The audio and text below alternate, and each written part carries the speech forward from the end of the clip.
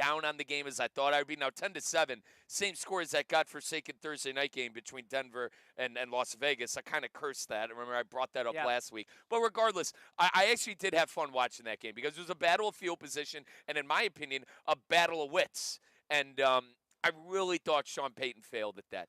They had a tremendous opportunity, Colin, to go up 2 scores. I'm tremendously down on in him. that first half. You knew, and Peyton even said post-game that they wanted to take advantage of having 2 strong drives while the weather was still nice, and it seemed like he got in his head a little bit on that 4th down play call. I can't stand Sean Payton right now. I am down on how Sean Payton handled that football game. Well, let me ask you this. Colin, did you take into consideration the Bellman equation? Did you take into consideration the Bellman equation? Is this the next-gen stats they pull up in every broadcast? Correct. Saying, hey, the advanced statistics say go for it? That's what you're talking about? Correct. And apparently a lot of coaches and a lot of data-driven teams have been using the Bellman equation when it comes to 4th down and if you should go for it or if you should a la punt or take your points. You want to know what I think about the Bellman equation? It could go to hell. But the Bellman equation doesn't have, Colin, you talked about it, give you credit in our pre-show meeting. I agreed with you.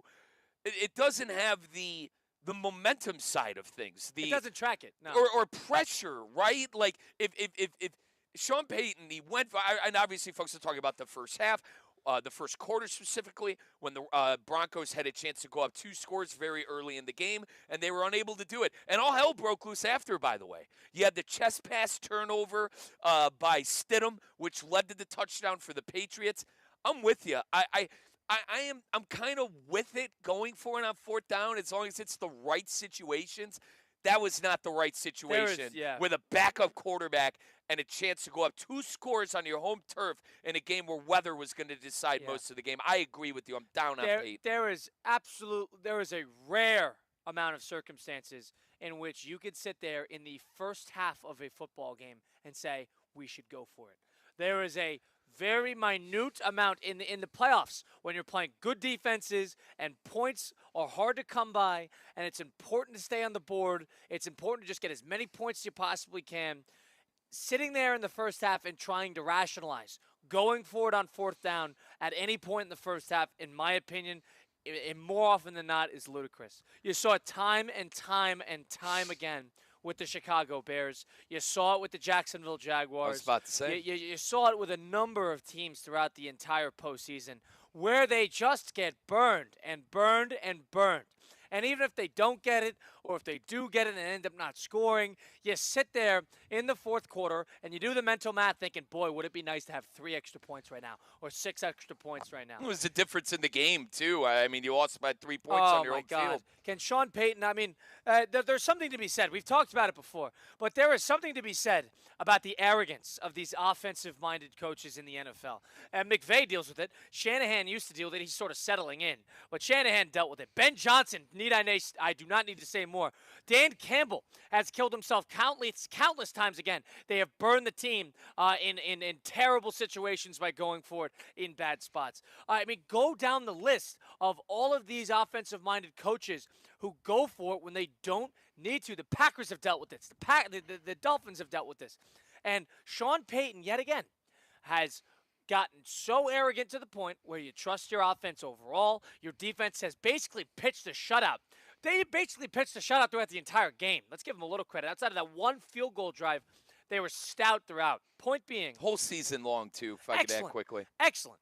And you're sitting there with a backup quarterback at home with a snowstorm an hour away with a chance to go up 10-0 in the AFC Championship game, and you got a great drive going, and you're in a good spot, and you don't know how many of these drives you're going to get, and you don't take the points. And not only that, you have a terrible rollout play call that had absolutely no chance of working.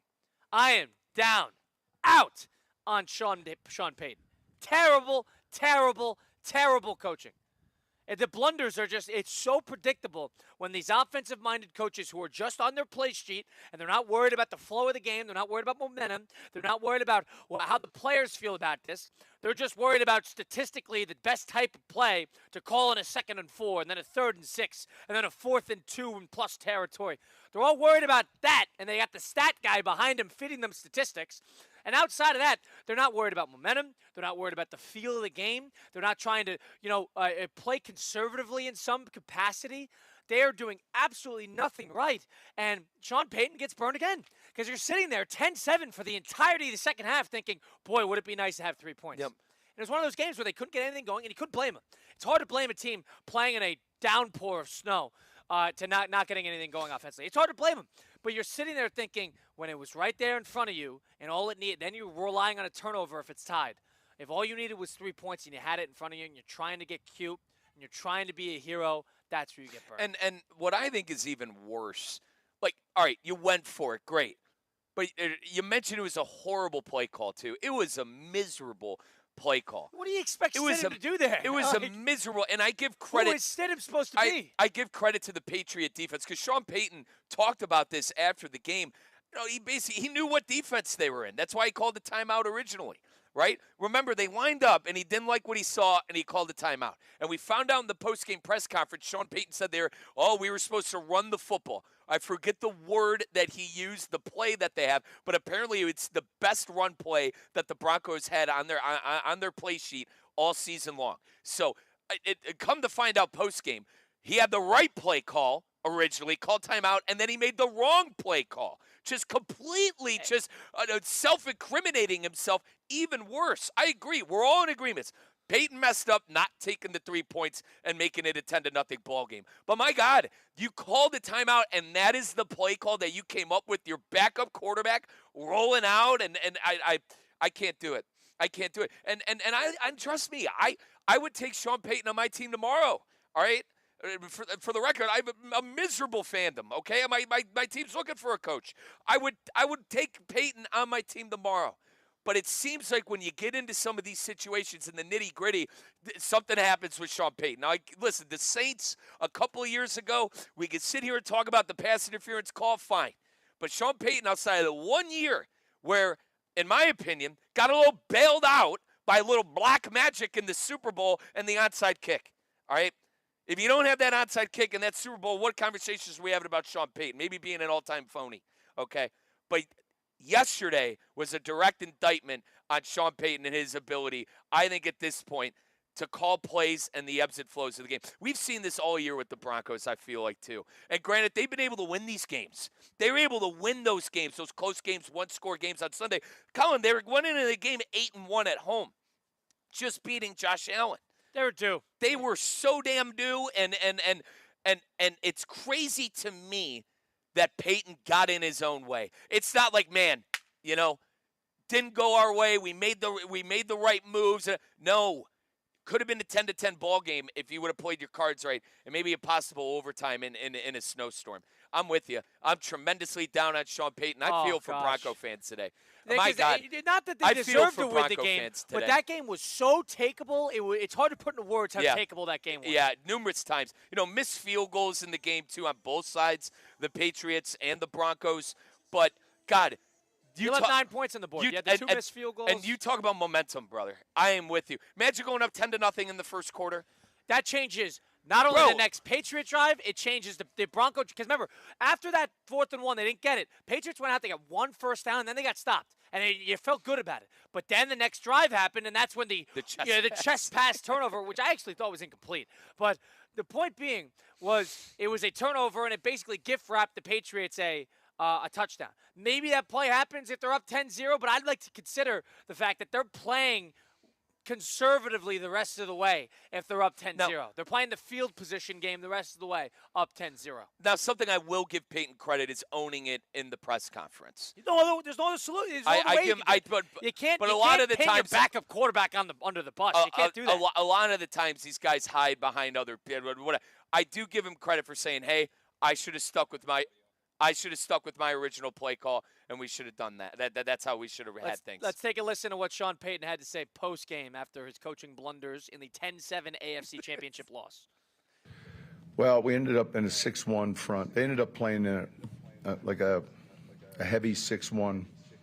There was a clock stoppage, so we had a nickel run called, and then I don't know if there was a timeout or they called one, but it's a slipper naked that we've run pretty well. They played a 6-1 front with a kind of a 2-deep shell, so the run look was going to be, hindsight, the initial sub-run thought was a better decision. You know what a better decision would have been? To strut out Will Lutz and hit a chip shot.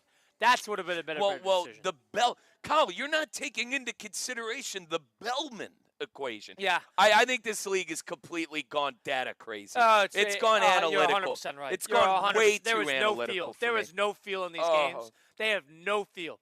And a lot of it is because of it's hard for these coaches because it's hard to develop feel.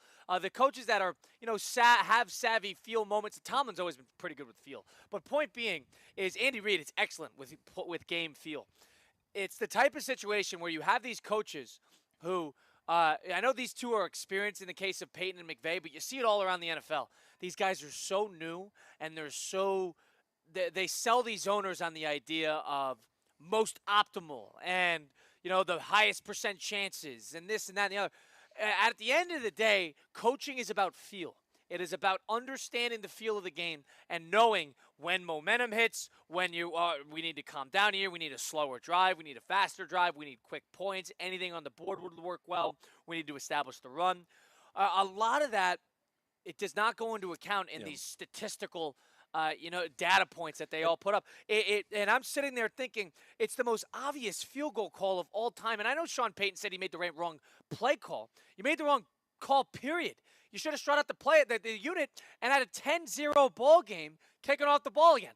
Because the second they didn't get it, everybody watching that football game thought, boy, that's going to burn them later. Yeah. That's going to burn them later. And for everyone listening, I urge you to read the article on ESPN.com written by Seth Wickersham, because he talks, he's got quotes from Sean Payton about watching some of these games that Colin brought up where coaches are getting a little too gung-ho and going for it on fourth down. He specifically talked to Payton about the Bear game where Johnson went for it and he said, kick it, in quotes, kick it. Why are coaches not kicking field goals, Payton said, turning his back to getting back in his preparation for New England. What happened then?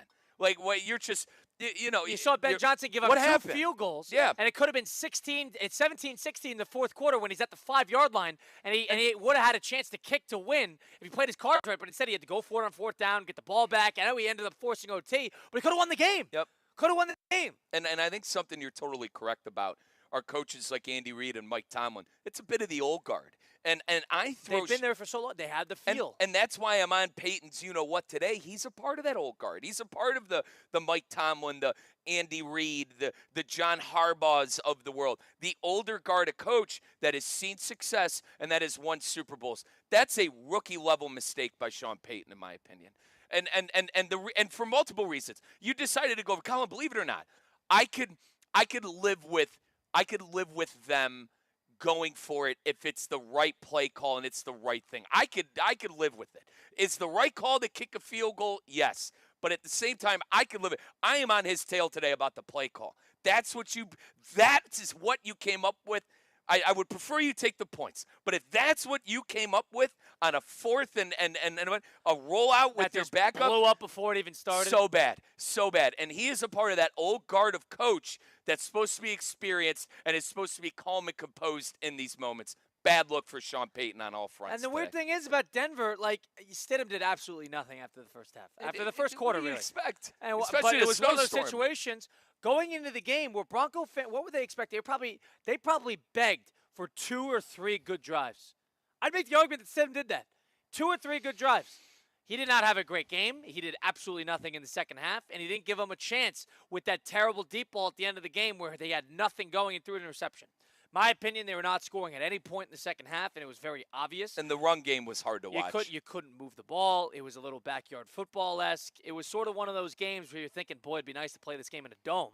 But point being, so you're down on the snow. I'm not. No, I'm okay with that. Okay. But like that's the type of thing where you're thinking it. Like, sure. Oh boy, like the game completely. Yeah, the only reason it grinded to a halt. There are a ton of people who had a problem with the snow. That you know. But they had a problem with the what? Do you mean they had a problem with the snow?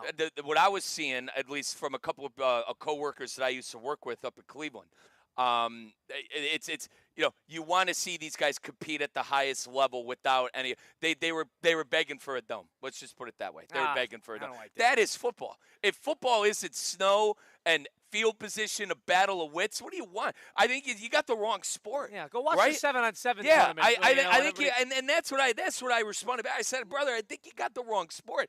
Did you play football growing up? Was it that entertaining? No. But was it a fascinating game? Right. Absolutely. And then, please don't take my point of did you play football growing up of, if you didn't play, you can't have an opinion. That's not what I'm saying. It's fun. Those games are fun.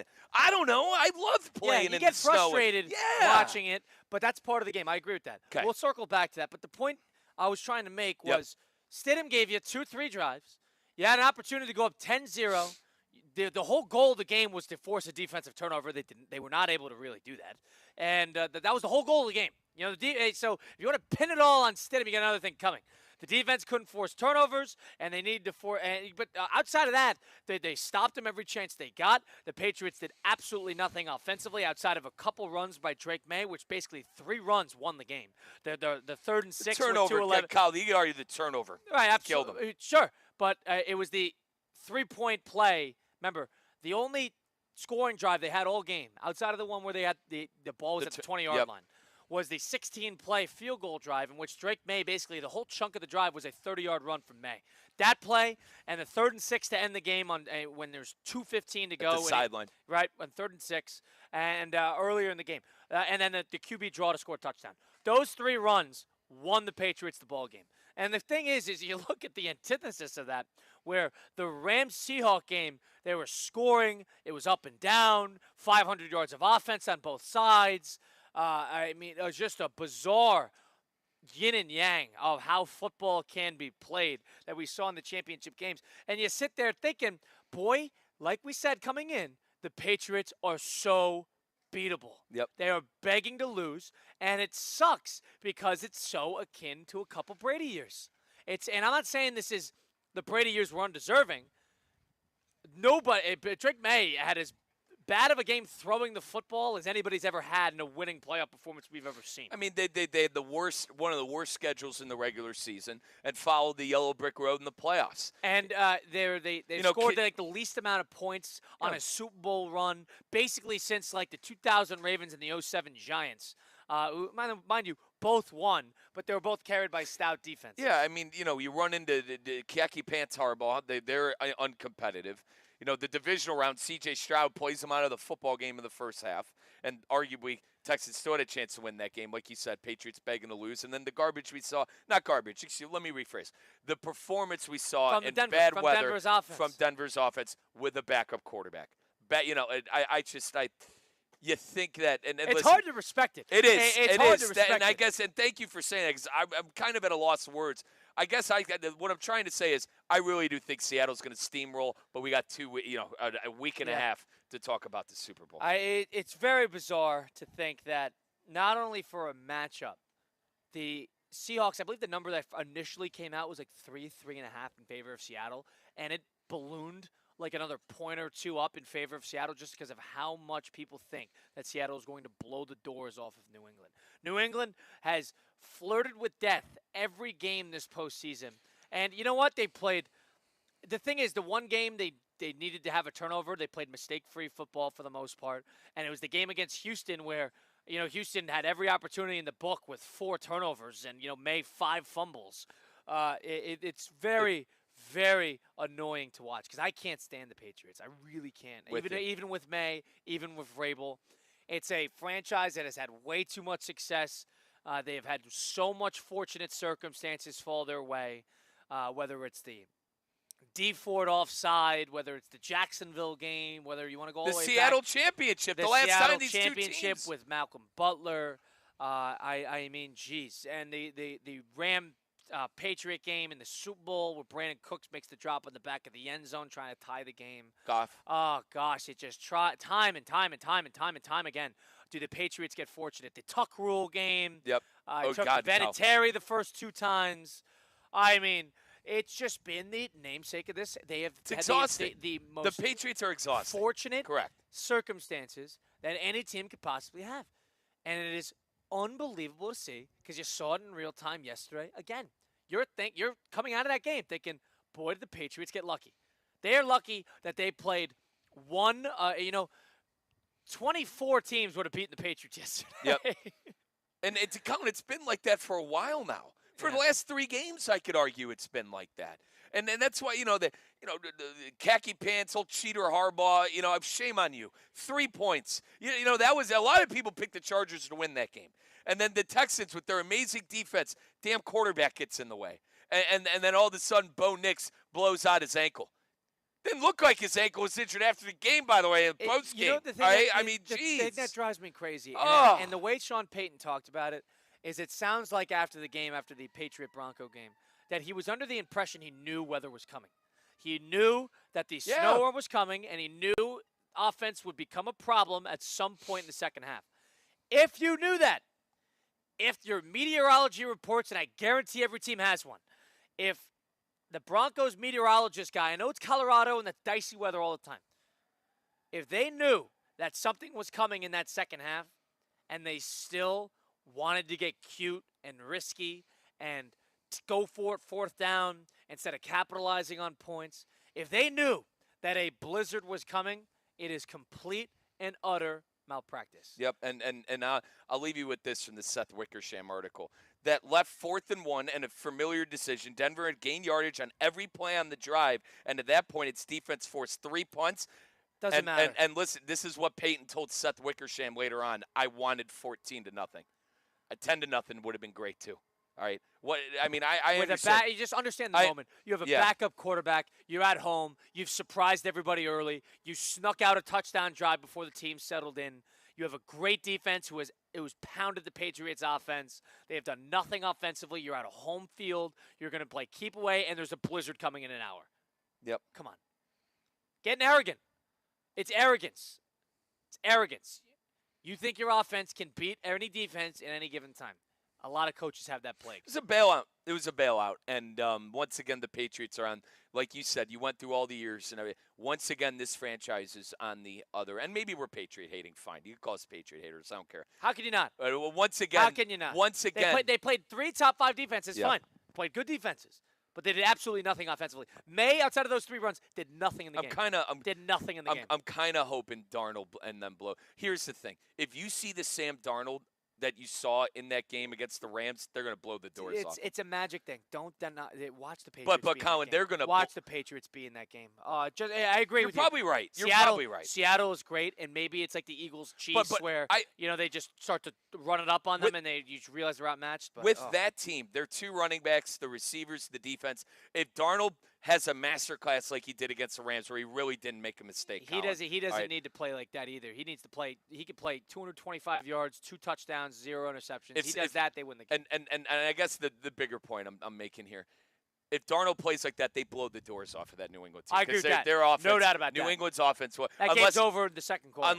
Unless they get those boom run plays from Trevion Henderson that they got like in the middle of the season, they're not going to be in that game because the offense isn't capable of doing that. I agree with that. Not a question. Not a question. If you get to Seattle the offensive Seattle that played like yesterday, it would be a quick and easy Super Bowl. But back-to-back blowouts doesn't happen all that often. So we're very in Super Bowls, that is. Yep.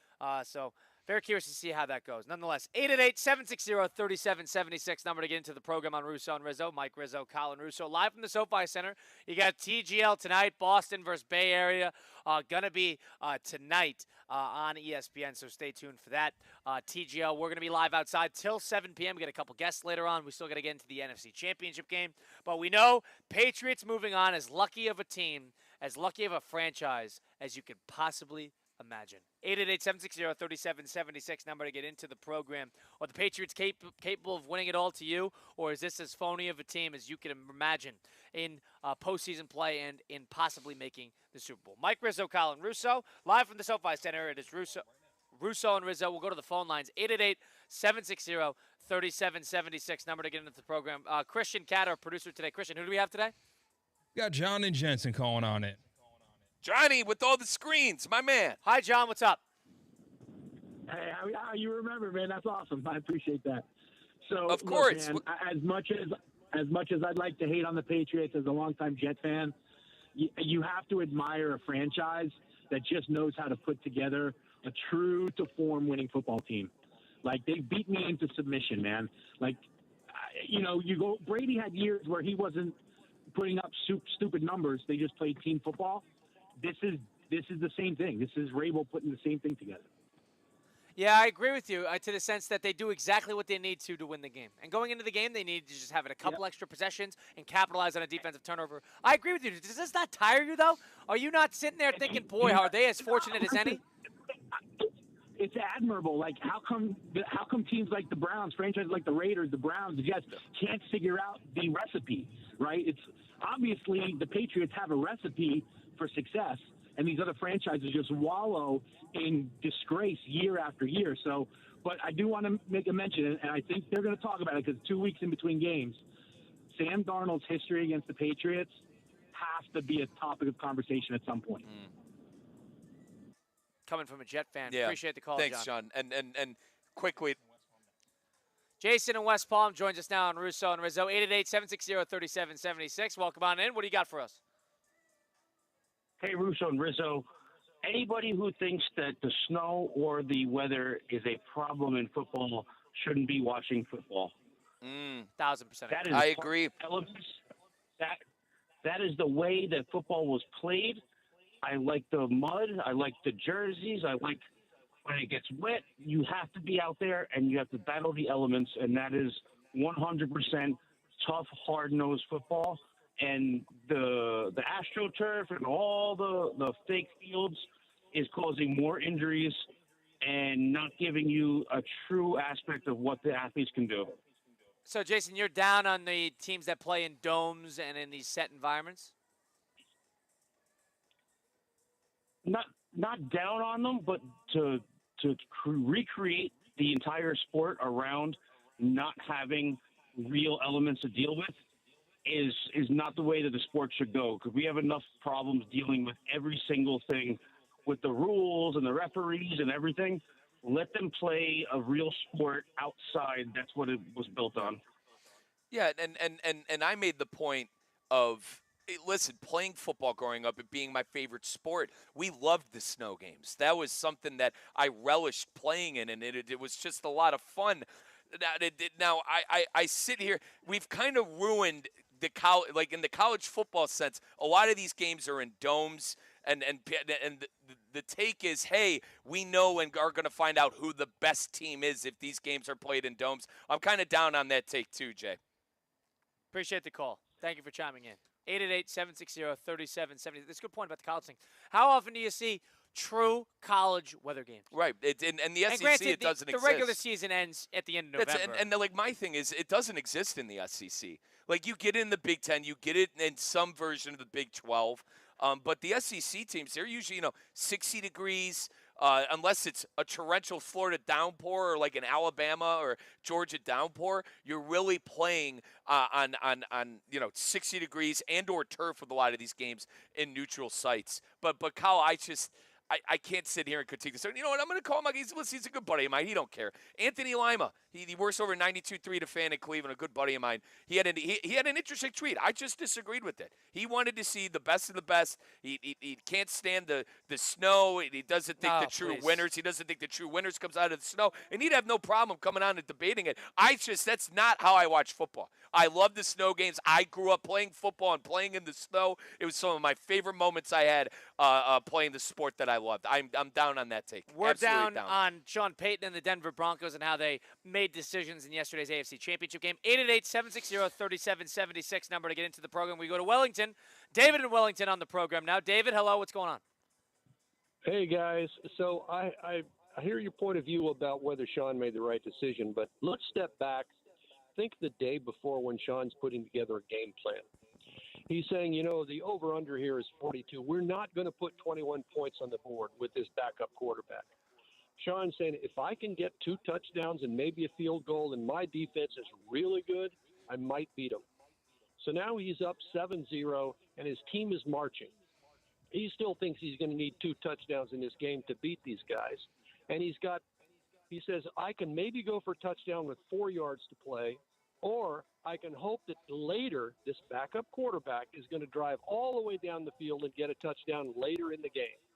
If I'm Sean Payton, I'm going for the 4 yards now, then hoping that this guy is going to take a drive sometime later in the game, because he still thinks he's going to need 2 touchdowns to beat these guys.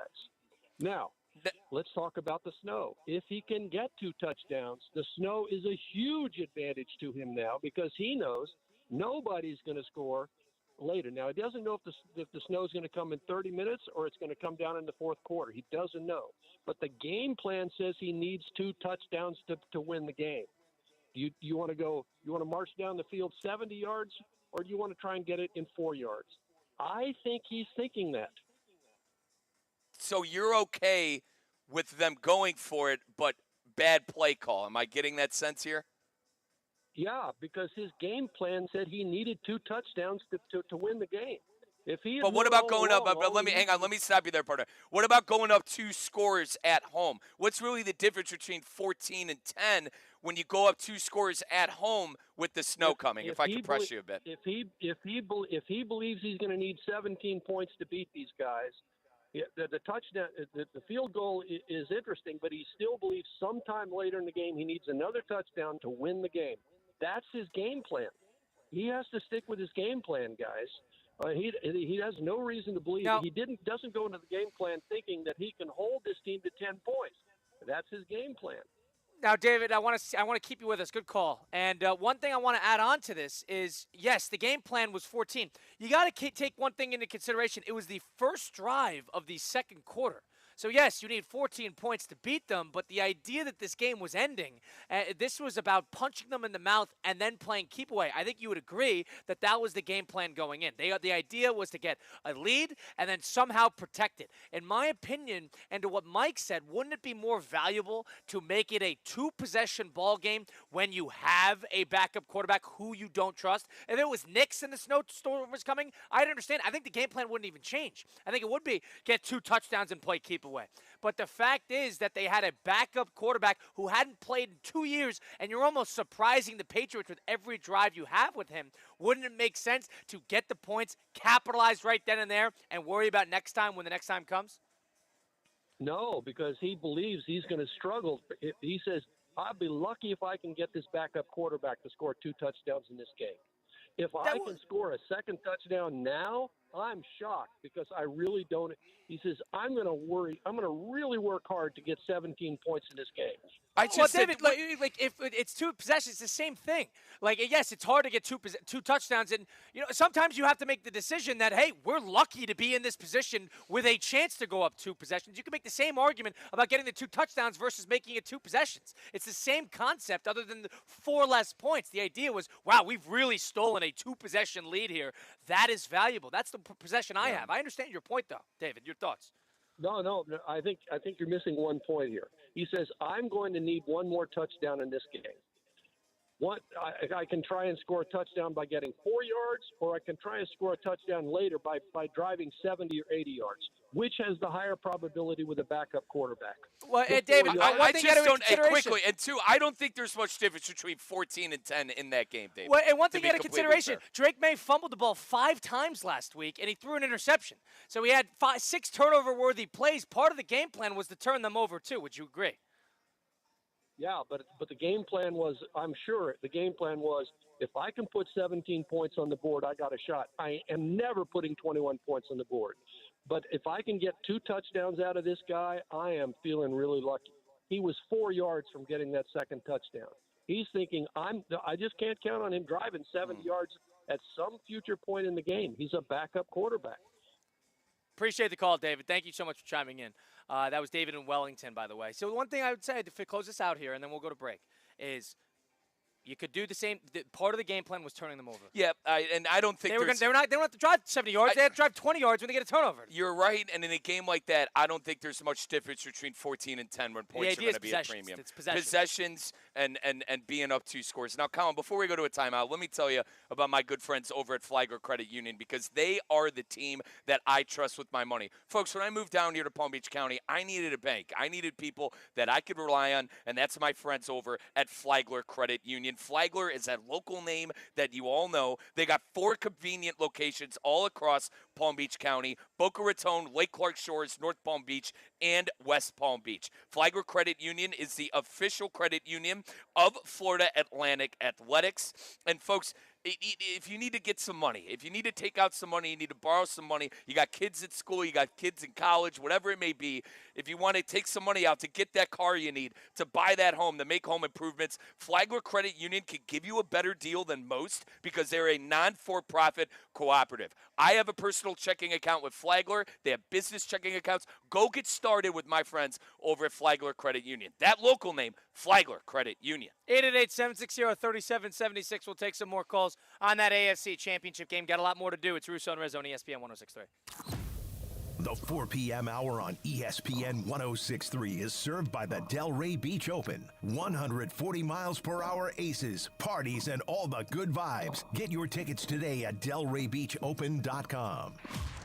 The Palm Beach Health Network Physician Group, an affiliate of the Palm Beach Health Network, is committed to delivering high-quality care to the communities they serve. Their award-winning physicians and specialists provide a level of expertise that has resulted in regional firsts and outstanding patient outcomes. For a physician referral, call 866-654-2362. To learn more about the Palm Beach Health Network Physician Group, visit pbhnphysiciangroup.com, pbhnphysiciangroup.com, to get in touch with the Palm Beach Health Network Physician Group.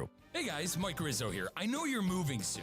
Don't stress it. Call Good Greek for your total relocation solution. From packing and storage to local and long-distance moves, Spiro and his team at Good Greek Moving and Storage has you covered from start to finish. Trusted by families, businesses, and teams like the Heat and the Hurricanes for over 2 decades. Make your next move simple, safe, and stress-free. Good Greek Moving and Storage. Your superhero movers.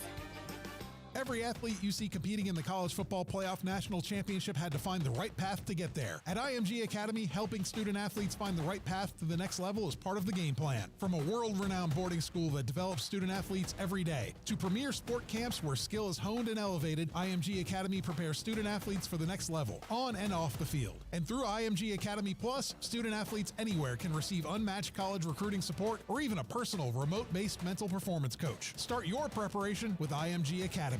Want to accelerate your career as a manager or executive in the exciting industry of sports? Florida Atlantic University's MBA in Sport Management program is ranked #1 in Florida and 10th in the world. Students learn practical and applied skills from top faculty and experts who work in the industry. With a 94% placement rate for all grads, the full-time MBA program sets students up for success in the world of sports. Check out Florida Atlantic University's MBA in Sport Management program today by going to business.fau.edu. Hi, I'm Janice Ridenour from J. Zello & Associates. For nearly 30 years, my firm has worked alongside business owners and their teams, helping them truly understand QuickBooks with clear accounting guidance, proven workflows, and hands-on training. We offer customized QuickBooks Online training delivered in a supportive, judgment-free environment so you can learn at your pace. If you're stressed about your books, you don't have to be. Get trained, get confident, get it right. And when you need ongoing support or you'd rather have it done for you, our experienced team is here to help. Visit jzolo.com and schedule your free consultation today. Tired of being sidelined by a sports injury? Get back in the game with Baptist Health Orthopedic Care. Whether you're a professional athlete or even a weekend warrior, you can get back to doing what you love with our compassionate orthopedic team. Experience a new level of care and get back to your best. Welcome to being treated like a pro. Make an appointment today at baptisthealth.net/ortho or call 833-556-6764.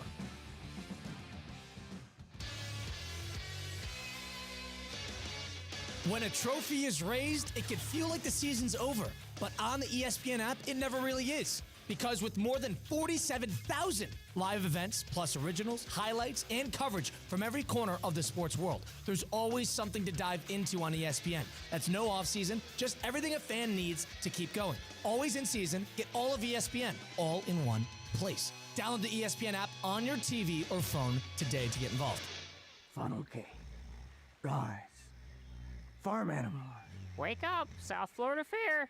Don't tell me what's fair. What? The South Florida Fair is open? Why didn't you say so sooner? Countless attractions, vendors, mouth-watering food. There be something for everyone. See all the activities at southfloridafair.com or download the Fair app. Open now in West Palm Beach. January 16th to February 1st.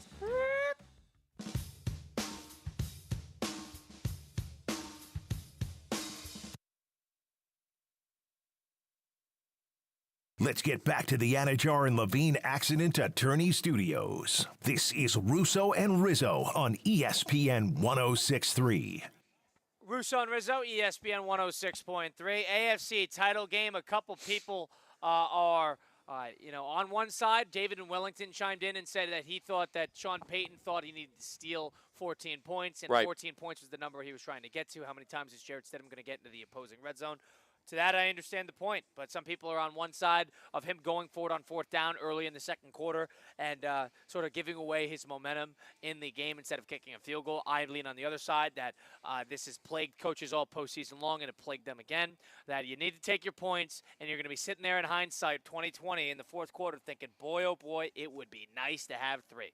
Mike Rizzo, Colin Russo from the SoFi Center in Palm Beach Gardens. If your blood pressure got raised a little too high, maybe past your liking during that Patriot game, if you're a Bronco fan, go over to Men's Only Medical, get things sorted out. Absolutely. Folks, blood pressure, any cardiovascular issue, my guy Doc Al, that is Doc Al at Men's Only Medical, has you covered. They have expert cardiovascular health care for a stronger future. And it's much more than that, folks. So what I do with Doc Al is my doctor. He is my primary doctor. All right, moving down here to Palm Beach County almost a year and a half ago, I needed to find somebody that I could, get in consistently. I go in and see if I got something going on. That's Doc Al with the concierge healthcare service. What that means is I have Dr. Al's number.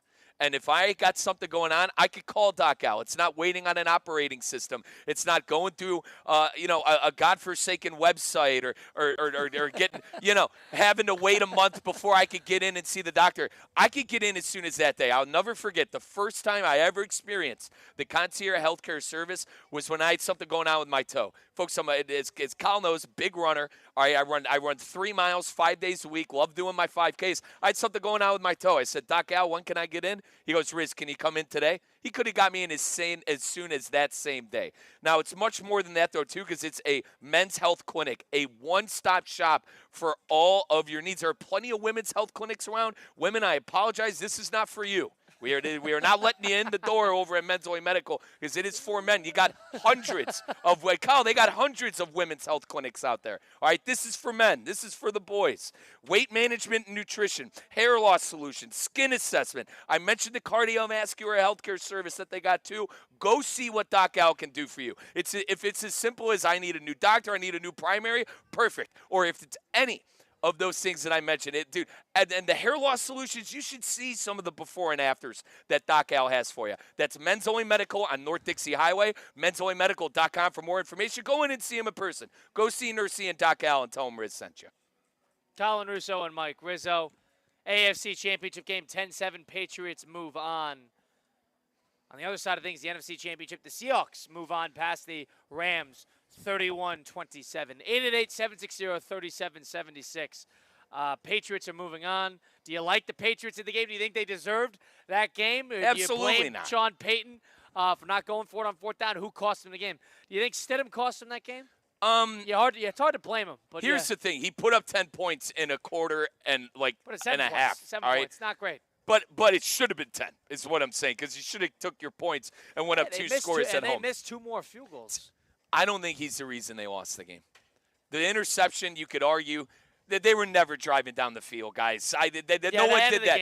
No one did that all second half when the snow came. I agree Spare with that. me on that. The I saw a couple of that today. Fumble Spare was me. extremely costly. With the chest I actually pass. thought that was a pass. I was weird. They called it intentional ground. I thought that was a good call. It was 50-50. I see what you're saying. I personally thought it was 50-50. But that was after Peyton didn't take his points. Listen. Colin and I are firm believers. This show is built on theme, magic, and mojo and momentum. All right. If you take your points, go up 10-0. Maybe that play doesn't happen. All right. That's what the the Bellman equation doesn't take into account. is the human factor of it, the crowd, the pressure of the guys that are in the game. How the defense feels coming onto the field. Down on Sean Payton. This show is down on Sean Payton. I'm today. out on him. Out on him. We're down on the Bellman equation and the stat dorks and the stat geeks, and we're down on Sean Payton. I'm out on Sean Payton. We're all set, and they're going to lose Davis Webb. Who knows if Vance Joseph will get a job? They're going to get gutted, their coaching staff. I'm out. Done. I'm all good. And the one thing is, you can make the argument that the Broncos were due because the Broncos have won every game, every way imaginable throughout the entire season. They have snuck through every single environment throughout the year. So you can make the argument that their luck ran out, and I can agree with that. I can get behind that. But that was a takeable game. It was a takeable game. And I wasn't rooting for the Broncos, but I do dislike the Patriots. And I dislike when the Patriots, I'm not going to say don't earn it, but don't play excellent. Johnny Jensen mentioned it's admirable how well they play and how well they are to be a winning football team. He's right. It's a winning football team. They know how to roster construct. They know how to put the right guys in positions to win. They're usually sound on special teams, crucial defensive turnovers at the right time. They're clutch. But there is no doubt in my mind that they are fortunate to be in this position. They are fortunate to have dealt with the Los Angeles Chargers that first round. I know being a good defense, but with a laughable offense. They have all the luck, don't they? Then they went to the Texans. They have and all I the understand. luck. Defense made a lot of plays. Defense made a lot of plays. Marcus Jones, defense made a lot of plays. C.J. Stroud would lose if he was playing. That C.J. Stroud was playing against any of the 31 other teams in the NFL, he'd lose. All right, so that's number 2. And then number 3 is you sort of get gift-wrapped the Jarrett Stidham snow game where you're gifted a touchdown drive in the fourth quarter. And Peyton getting in his own way and not going up 10-0 in the early on in the second quarter. And you can't sit here and say it's not fortunate. You can't. Yeah. It's fortunate. Team's got all the luck. And they got a little magic. And that's what Boston is. Boston sports is like that through and through. They got the horseshoe, the Irish luck. I was about to say it's and maybe we are miserable fans of our respectable teams, Colin. But it's my grandfather. I can't stand it. My pappy had a saying, never the luck. My God, did that. They got all the luck. All right, it's the complete opposite for the Patriots. They have all of the luck, and they followed the Wizard of Oz, the yellow brick road. Here we are on the yellow brick road. I mean, geez. Imagine being the Mickey Mouse, all right? The Magic Kingdom, Space Mountain, whatever the hell you want to call it. All right, fine. So you get a quarterback in the draft, and Mac Jones doesn't work out. All right, you're 0 for 1. Welcome to the club. Yeah. It sucks not getting a good quarterback. Then they go second time around, and they get a top 3 pick, and they are selecting the 3rd quarterback off the board. And he's a complete boot. And hang on, how about this? We said last year. What are the odds? Yeah, and remember, we were distinguishing between J.J. McCarthy and Drake May. We go, well, one of them has to stink, right? Somebody's got to stink. And turns out it was the guy who plays in purple and not the red, white, and blue over there for the Patriots. 888-760-3676. Mike and I are tired of the Patriots' fortune. We'll start in Riviera Beach. Leo in Riviera Beach joins Russo and Rizzo. Leo, welcome back in. How you doing? What's going on? Hey, guys. Thanks for taking my call, as always. I'm kind of with you guys, man, to play the inept Chargers offense and then to play C.J. Stroud with his 5 turnovers, like the worst quarterback, one of the worst quarterback plays that I've ever seen in a playoff game, and then to play a backup Jarrett Stidham. I mean, it's like the Patriots got the red carpet rolled out to the Super Bowl, and I just can't help but feeling I grew up watching Tom Brady for 20 years get these same kind of bounces. They would never make a mistake. They would always wait for the other team to make a mistake or make a crucial mistake and throw a bad ball or just not take a sack or what have you, and the Patriots would always find a way. And I'm just getting that feeling with this team. And I'm just praying that it's Seahawks by 40 in Super Bowl 60 because I do not want to see the Patriots back on top at all as a Dolphins fan. Now, Leo, if Sam Darnold has that game he did in the NFC Championship, I think we're okay, right? Oh, yeah. That's the one thing I think Sam Darnold, isn't he? He's from California, right? I mean, he went to USC. Yep. So Indeed. I'm hoping that California kid comes home and plays great in the Super Bowl. And And the weather won't be a factor, so the ball won't slip out of any quarterback's hands or anything like that. Hopefully, and go Hawks all the way. I'm like Russell Wilson, go Hawks. 888-760-3776, number to get into the program. Mike and I are tired of this Patriots fortune. We go to Boca. Dan in Boca joins the program now. Dan, welcome in. What do you got for us? Yeah, I just wanted to talk about the Sean Payton. I totally get your point, but it's amazing what a week does. I thought he did an incredible job in scheming against the Bills. He was aggressive at the end, and he had the foresight to be aggressive and realize they were likely going to get those penalty calls on a tentative and under pressure Bills defense, and it worked like a charm, and they got the W there.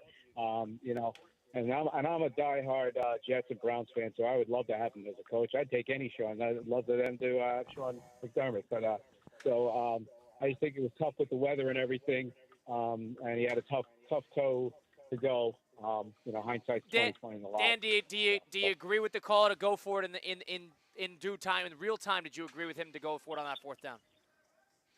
It's tough to say. I think he thought ahead that he had to try and be aggressive. I mean, think of it. If it would have worked out, what kind of hole they would have put in if he would have gotten a first down there and maybe gotten the score.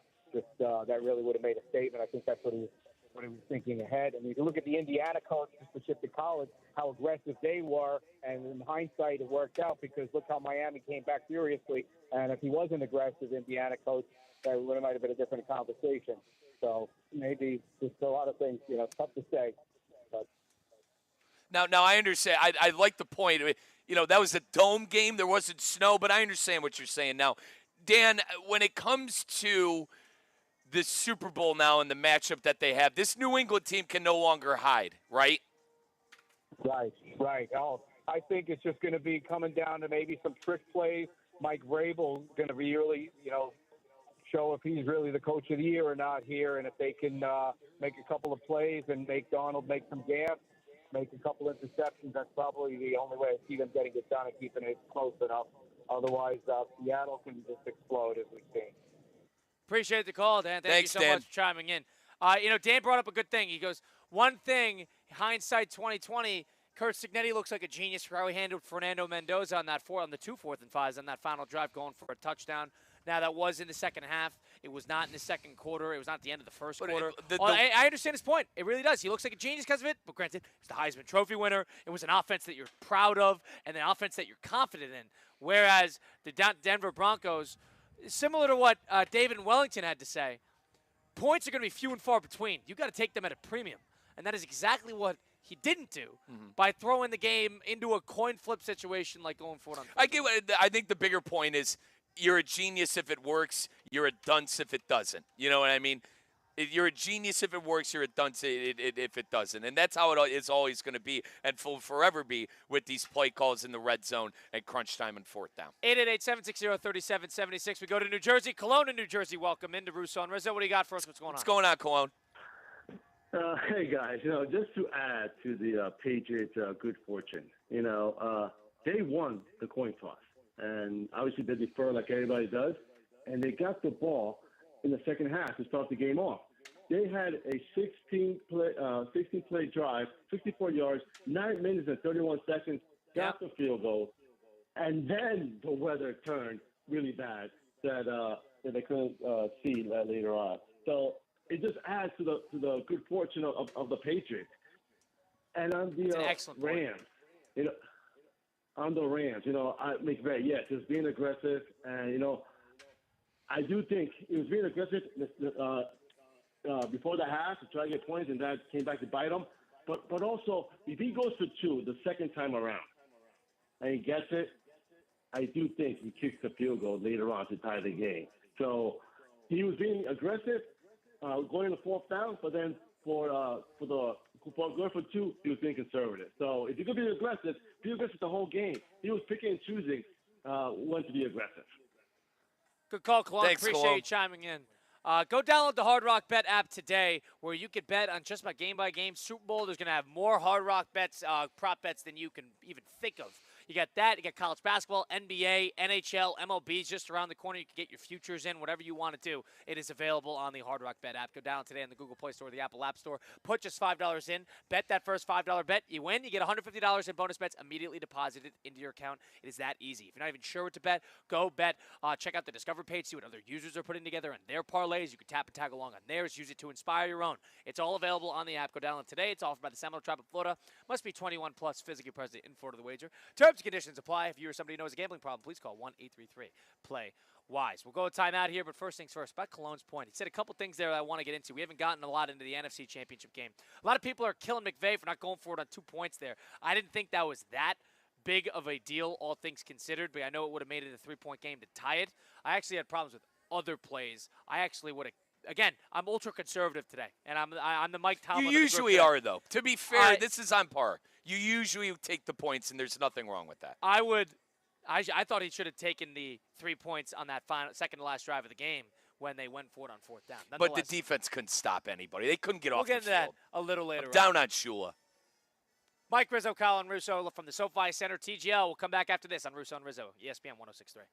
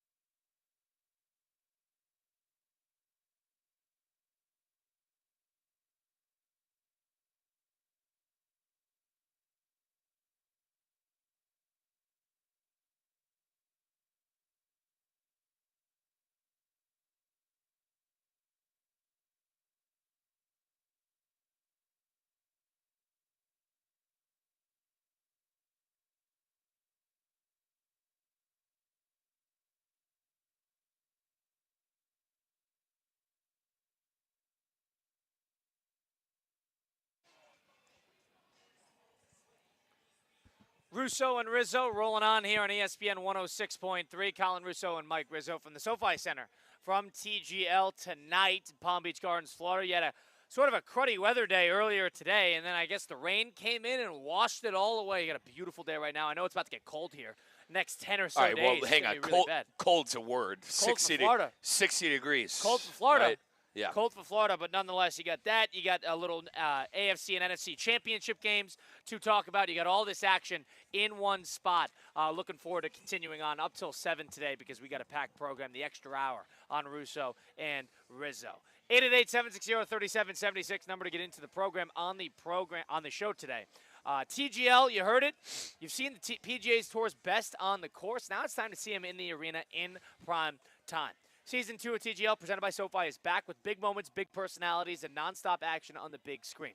That's shot clocks, hammer drops, timeouts, overtime, city versus city, squad versus squad. Tickets are on sale now, but availability is limited. Visit TGLGolf.com to get your tickets while they last. That is TGL, presented by SoFi.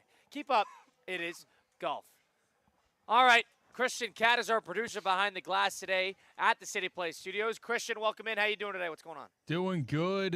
Just another day of Russo and Rizzo criticizing based on the result, not the decision. You know, just running the mill, running the football inside it's similar zone. To when it's similar to when Christian waited for the Seahawks to get 2 first downs in the last drive of the game to text me that, hey, I know Colin was considering he should have taken the points there and the Rams never got the ball back. He texted me that, and then it doesn't age well because the Rams do end up getting the ball back. They got the ball back with a whole 25 seconds. Yeah, like.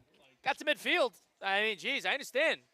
But here's the thing. Christian doesn't want special teams. Yeah. Christian wants domed games. I can already tell you he's down in the weather. He'll tell you Not that. True. So he wants no snow. He wants no special teams. He doesn't want coaches. He wants quarterbacks with no helmets. He doesn't want, no more tackling below the knees. He doesn't want grass. He doesn't want any of that. That's what Christian. What, he wants 45 to 40 every game? Christian wants a 7-on-7. Christian, I don't know. I'll down on that too. I mean, geez. My big thing. And listen, I told you, I don't mind them going for it on 4th. I really don't. Just, if you're going to go for it, have a better play call. I don't know. Have a better play call. And as far as, remember, David in Wellington gave us that great call earlier. He was for going for it as well. I don't see a difference between 14-0 and 10-0 in a game like that. I don't. And the only reason you get 14? You get 14 and that's game? Yeah, I think if you quite literally, yes, because the other team scored 10, right? Well, Christian, if you get 10, you don't lose the game. And you ultimately end up losing the game, and you lost all momentum after that, too. You don't get it. And now you're judging based on the result, too. That's exactly Christian's being a hypocrite here because he was talking about how we're judging based on the result, and he just said 14 points wins the game. No, 10 points maintains the momentum, which, in my opinion, was just as much more valuable than the extra 4 points. And I just think, look at the way the Broncos have won games and played all year.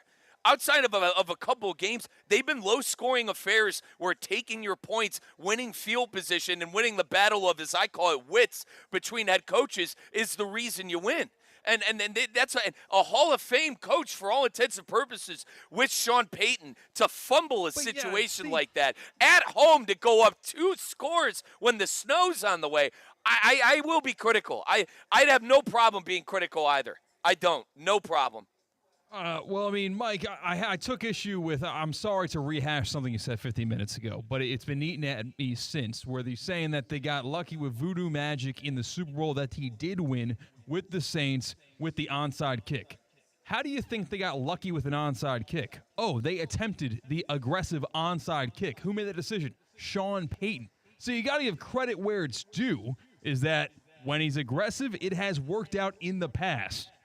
And there's a reason why, with a quarterback who has not started a game in 3 years, they lost by 3 points to the 1 seed in the AFC. I think this is they are the 1 seed in the AFC. The point that they're at home. The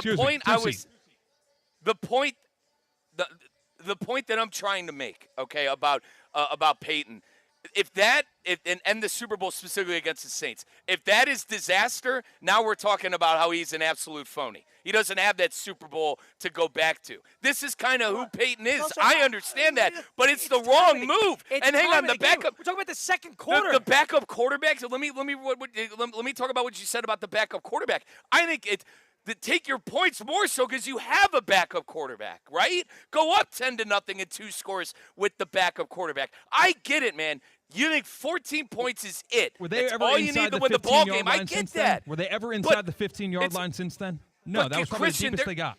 They're not thinking that way in the second quarter.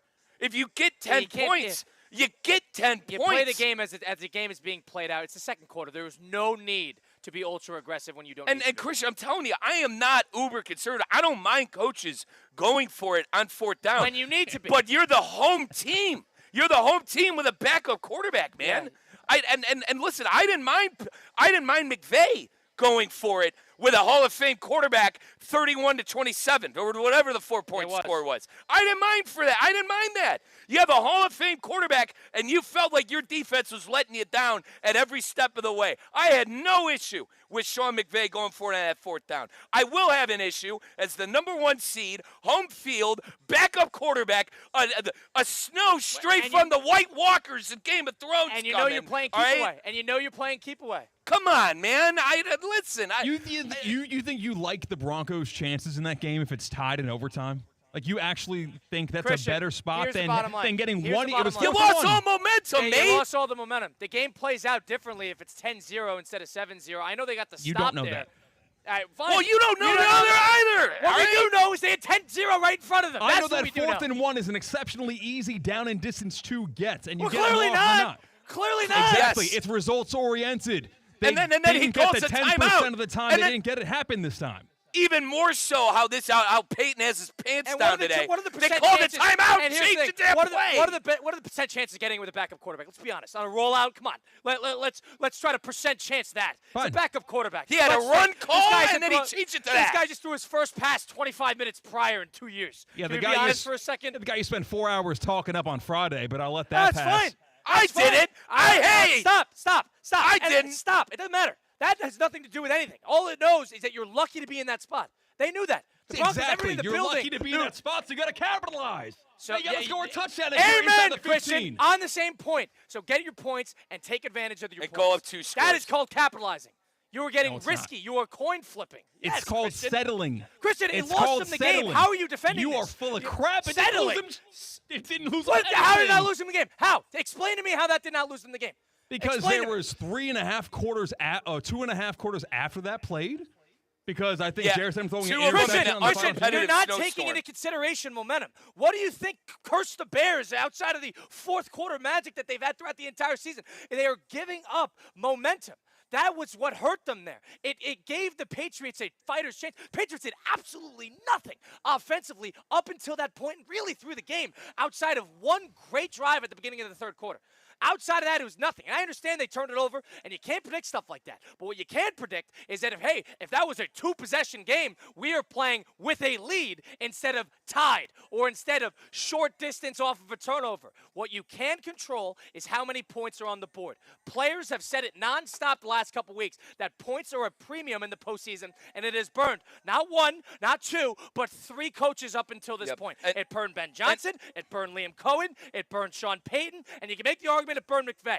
So I'm sitting here saying that it's a recurring theme that these guys have dealt with this, but you're saying it was an excellent call.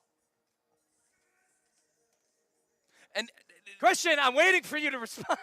Doing my job, pal. Taking the phones. And even with, if I could add another layer to this, okay?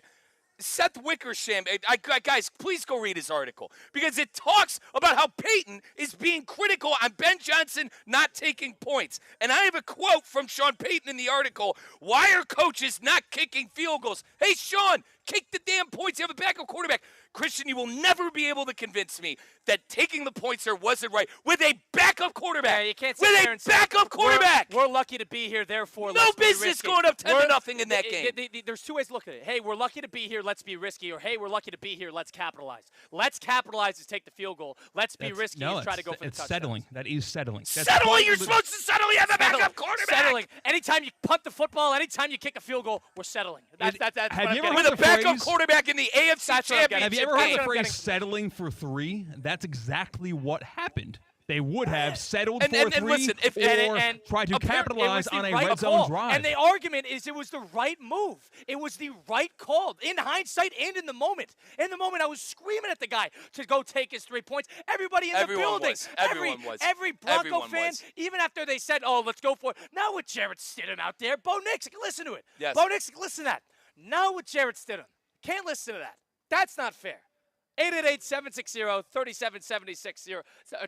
888-760-3776. I believe Joey in Boca, I believe, joins us now. Close. Dory in Boca. What's up, Dory? Dory in Boca. I apologize. Welcome in. How are you? Hi, I'm fine. How are you? I'm wonderful, Dory. What's on your mind? Okay, well, I'm calling to say that you can call the Patriots lucky. Oh. It's not lucky. They know how to develop a team, and they know how to execute, and they know how to put whatever they need to do to win a game, and that's it. They get the W. It doesn't have to be pretty. The second thing I'm going to say is one of you doesn't even know how to pronounce the word concierge for the doctor. So I don't even think you even know what you're talking about when it comes to football. Someone's paying you a lot of money to pronounce the correct word for the doctor, and you should be able to pronounce that correctly. Thanks, Dory. Appreciate the call, mate. The one thing I'll say to Dory, listen, you got to understand we're being fair because they played a team that had multiple turnovers the first time around, team had 5 turnovers the second time around, and the team third time around was backup quarterback. If that's not luck, what is it? Is Dory still on the line with us? Yeah, I'm still on the line. Yes, it's luck, but guess what? Lucky people know how to make something and execute it. You know, let's not even talk football. You have people who are executives, CEOs. Your top CEOs know how to take a company and make it perform well. They know that. It's in their blood. I don't know what those combinations are, but they have that combination of leadership and executive skill, and they teach it from the top down and from the bottom up. And that's it. And I think the Patriots actually have a chance to win because they like nothing better than to be the underdog. And as a Patriots fan, I was certainly praying every time they had the ball because everyone knows when it's snowy, you can lose a ball no matter what. Whether you're great, whether you're bad, you can always let go of the ball because it's snowing. Dory, I'm just saying that. The guy, you won the game because of the turnover, and you know this is the guy on the show, in your opinion, who doesn't know football. So you won the game because of the turnover and the momentum swing after not settling and getting 10 points for the Broncos. But we appreciate the call. It's an unfair chirp. I don't think concierge and concierge is a fair equivalency to knowing football. I got to be honest. I'm sticking up for Mike here. And first off, I have no problem with Dory saying that. I have no problem with Dory saying the concierge. I also, no problem with that. I also think I think that was I don't even fair. You know what I think she was upset about? She said Mike always pounds into the ground that men's only medical is not for you, and I don't think Dory liked that. Why? Because it's men's only. And yes, first off, Christian, yes, can I get a pronunciation check? I don't even think she's right. It's concierge. She's right. Yeah. She's not even right. It's concierge. I don't know. It might be a French pronunciation, and the way I don't the even Americans talk about it. if you're gonna come at my neck and come at a good friend of mine and a partner of mine. You're not going after. No, listen. Honestly, she's not going after Doc Christian. No. I'm sorry. We got a 1 month ban on Dory. She's out. She's out for the time. She's out. I'm banning her. I like Dory. She's out. I don't. I respected that I don't. call. She's a Patriots fan and is that going call. after my neck and Doc Al. She's all done. She's done. All done. We're all done with that. Yeah. I respected that. Dory, I thought Dory was right in the moment. I thought it was an She's unfair way to chirp you about football. That's that. what I say. Yeah. Hey, Dory, you're a Patriot fan. I know you're spoiled and entitled. You're going to get your ass kicked against Seattle, and the country can't wait for it. Who's on? Winston? 888-760-3776. Who's on, Winston? Dory, you're welcome to call anytime, especially after men's only medical reads. Winston in West Palm Beach, welcome into the program. What do you got for us, Winston? The word is concierge. Oh, it is? Interesting. And you would think all these coaches, I don't know why they keep going for it on fourth down. You got to take the points, especially in the playoffs. I mean, he just saw 3 previous coaches mess up and not get the points, and that's what they ended up losing by. Even the Rams, take the field goal. You're only down 31-30. You won't have to go 90 yards to get a touchdown, 40 yards and kick a field goal, win the game. It's in their DNA that they want to be smarter than everyone else and be the hero. That's all I have to say. Appreciate it, Winston. And I think you're right in main context of it all. The fact that they want to have a hero play, they think the game is closing out in the second quarter.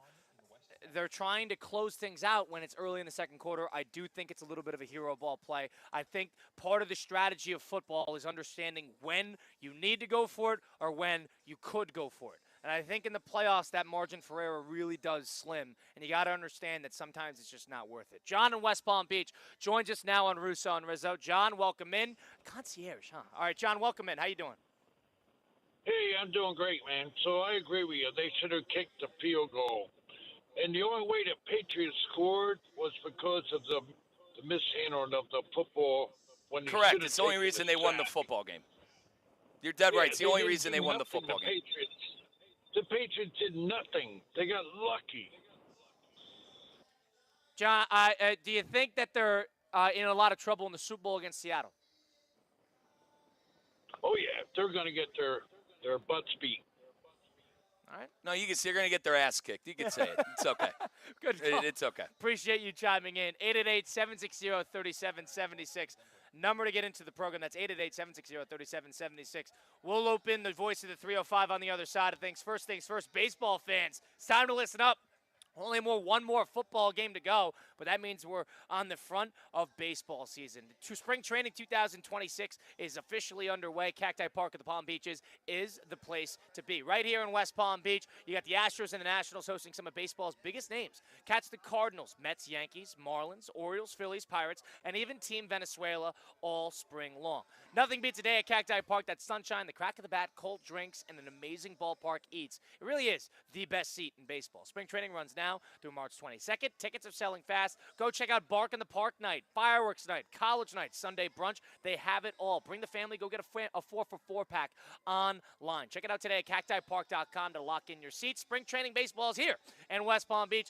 Do not miss a moment. We got Jonathan Zazzo on the other side of things. Still got to do some 5 and 5. We're live from the SoFi Center for TGL. It is Russo and Rizzo on ESPN 106.3.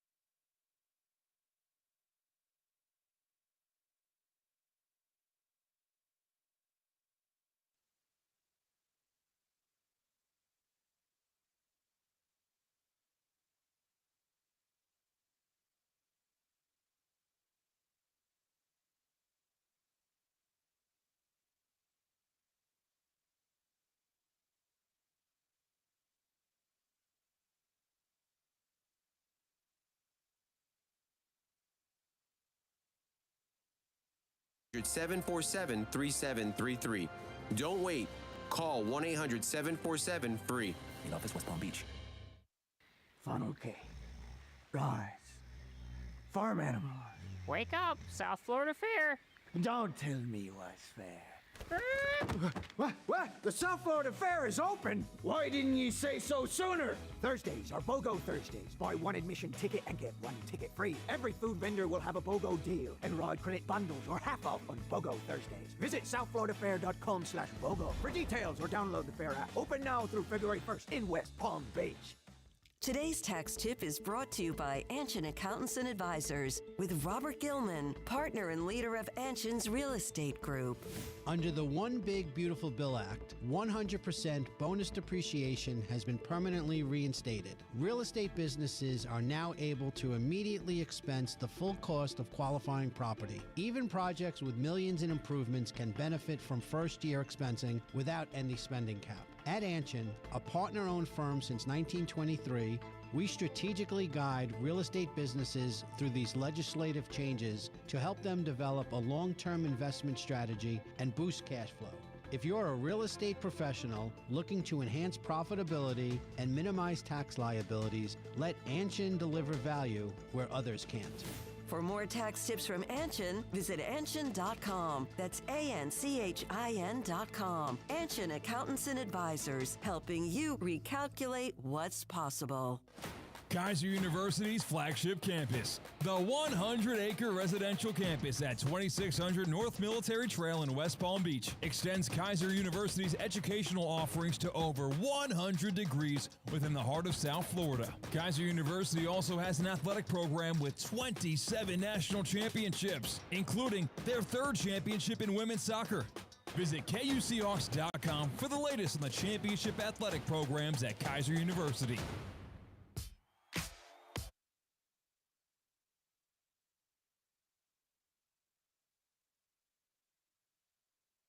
Let's get back to the Anajar and Levine Accident Attorney Studios. This is Russo and Rizzo on ESPN 106.3. Russo and Rizzo, ESPN 106.3. Colin Russo and Mike Rizzo. We got Christian Cap behind the glass up at the City Place Studios. We are down up in Palm Beach Gardens, I should say, at the SoFi Center for TGL tonight. You got Bay Area and Boston going head to head. Got AFC and NFC championship games yesterday. We have our Super Bowl matchup, Seahawks, Patriots. I've heard of that before. You're going to get it again in 2 weeks up in Santa Clara.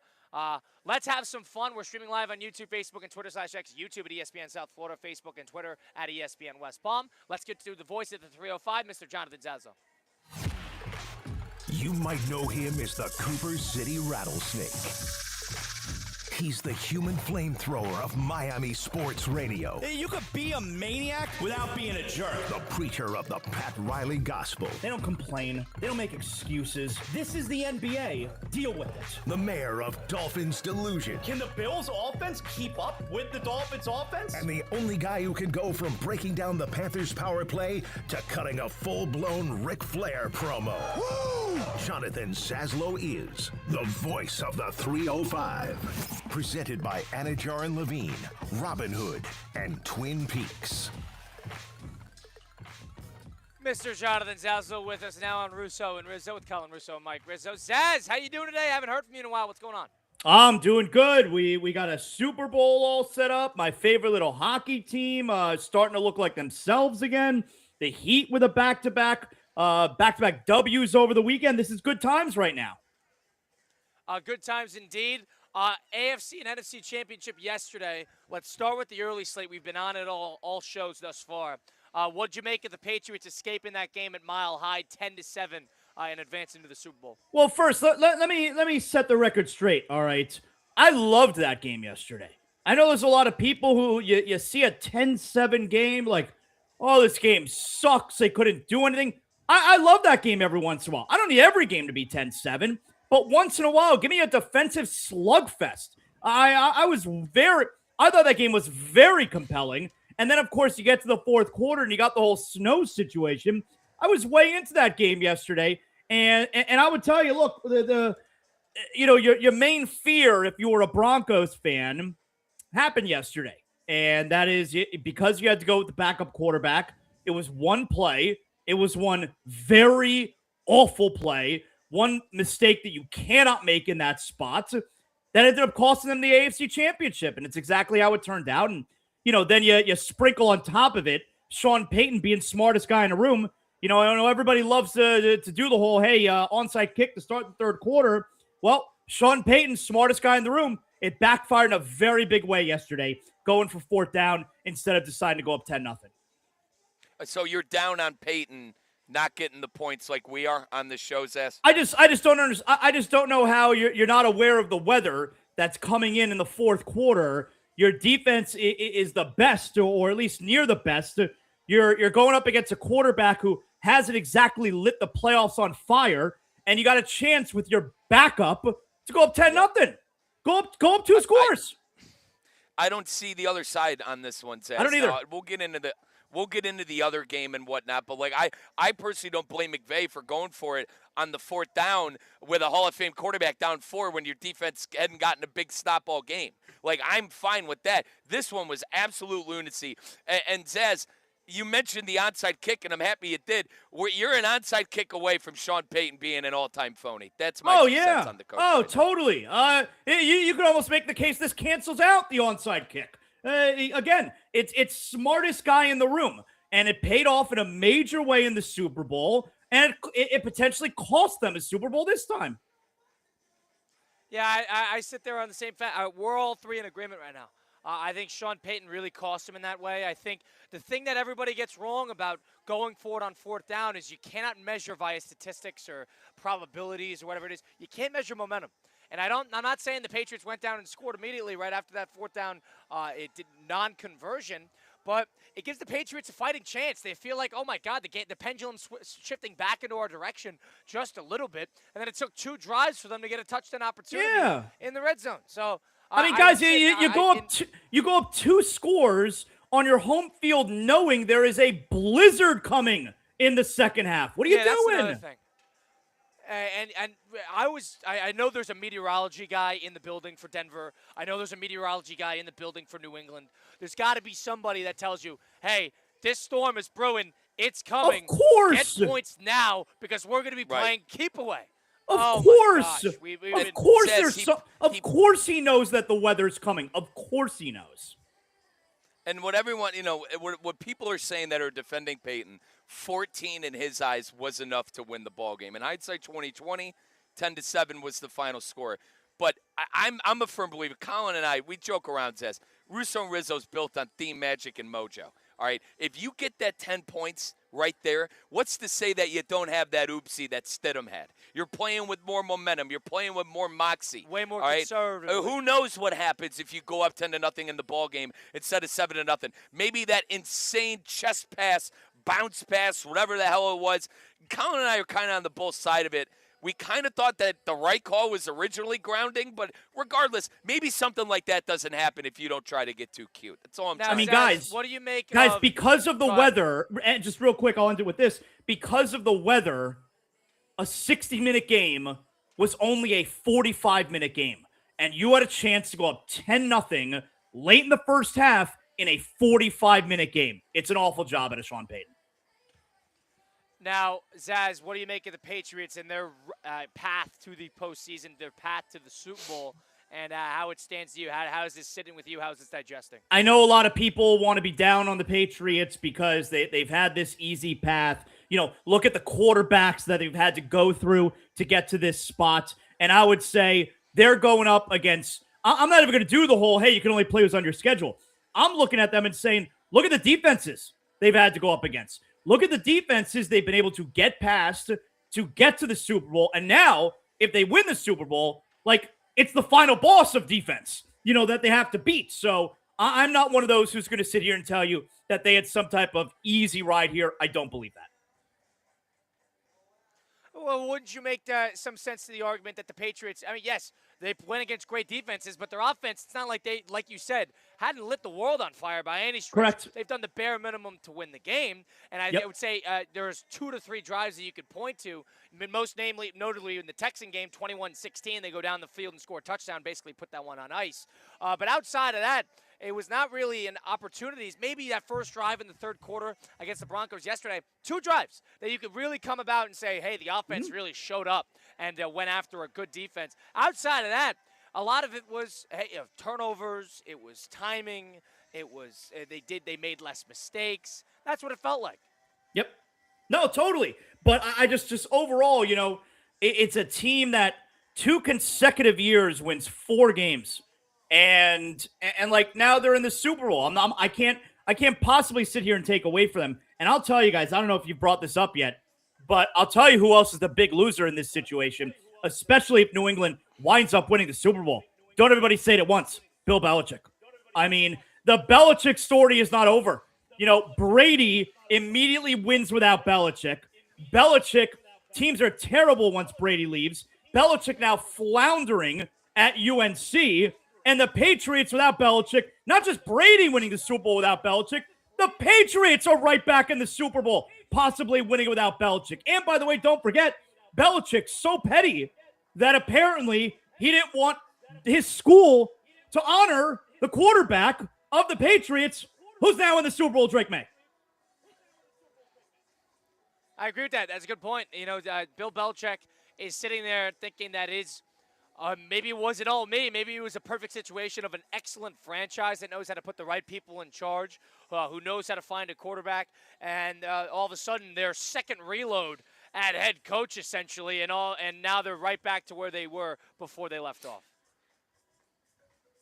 I don't know. Now, Zaz, Jonathan Zazo joining us now on Russo and Rizzo. Let's switch to the NFC because we did the AFC just now.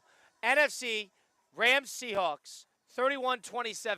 A lot of people are killing McVay for how McVay handled a number of situations there. That last touchdown drive after the Tariq Woolen in a taunting penalty to give them an opportunity, not going for 2 and making it a 3-point game.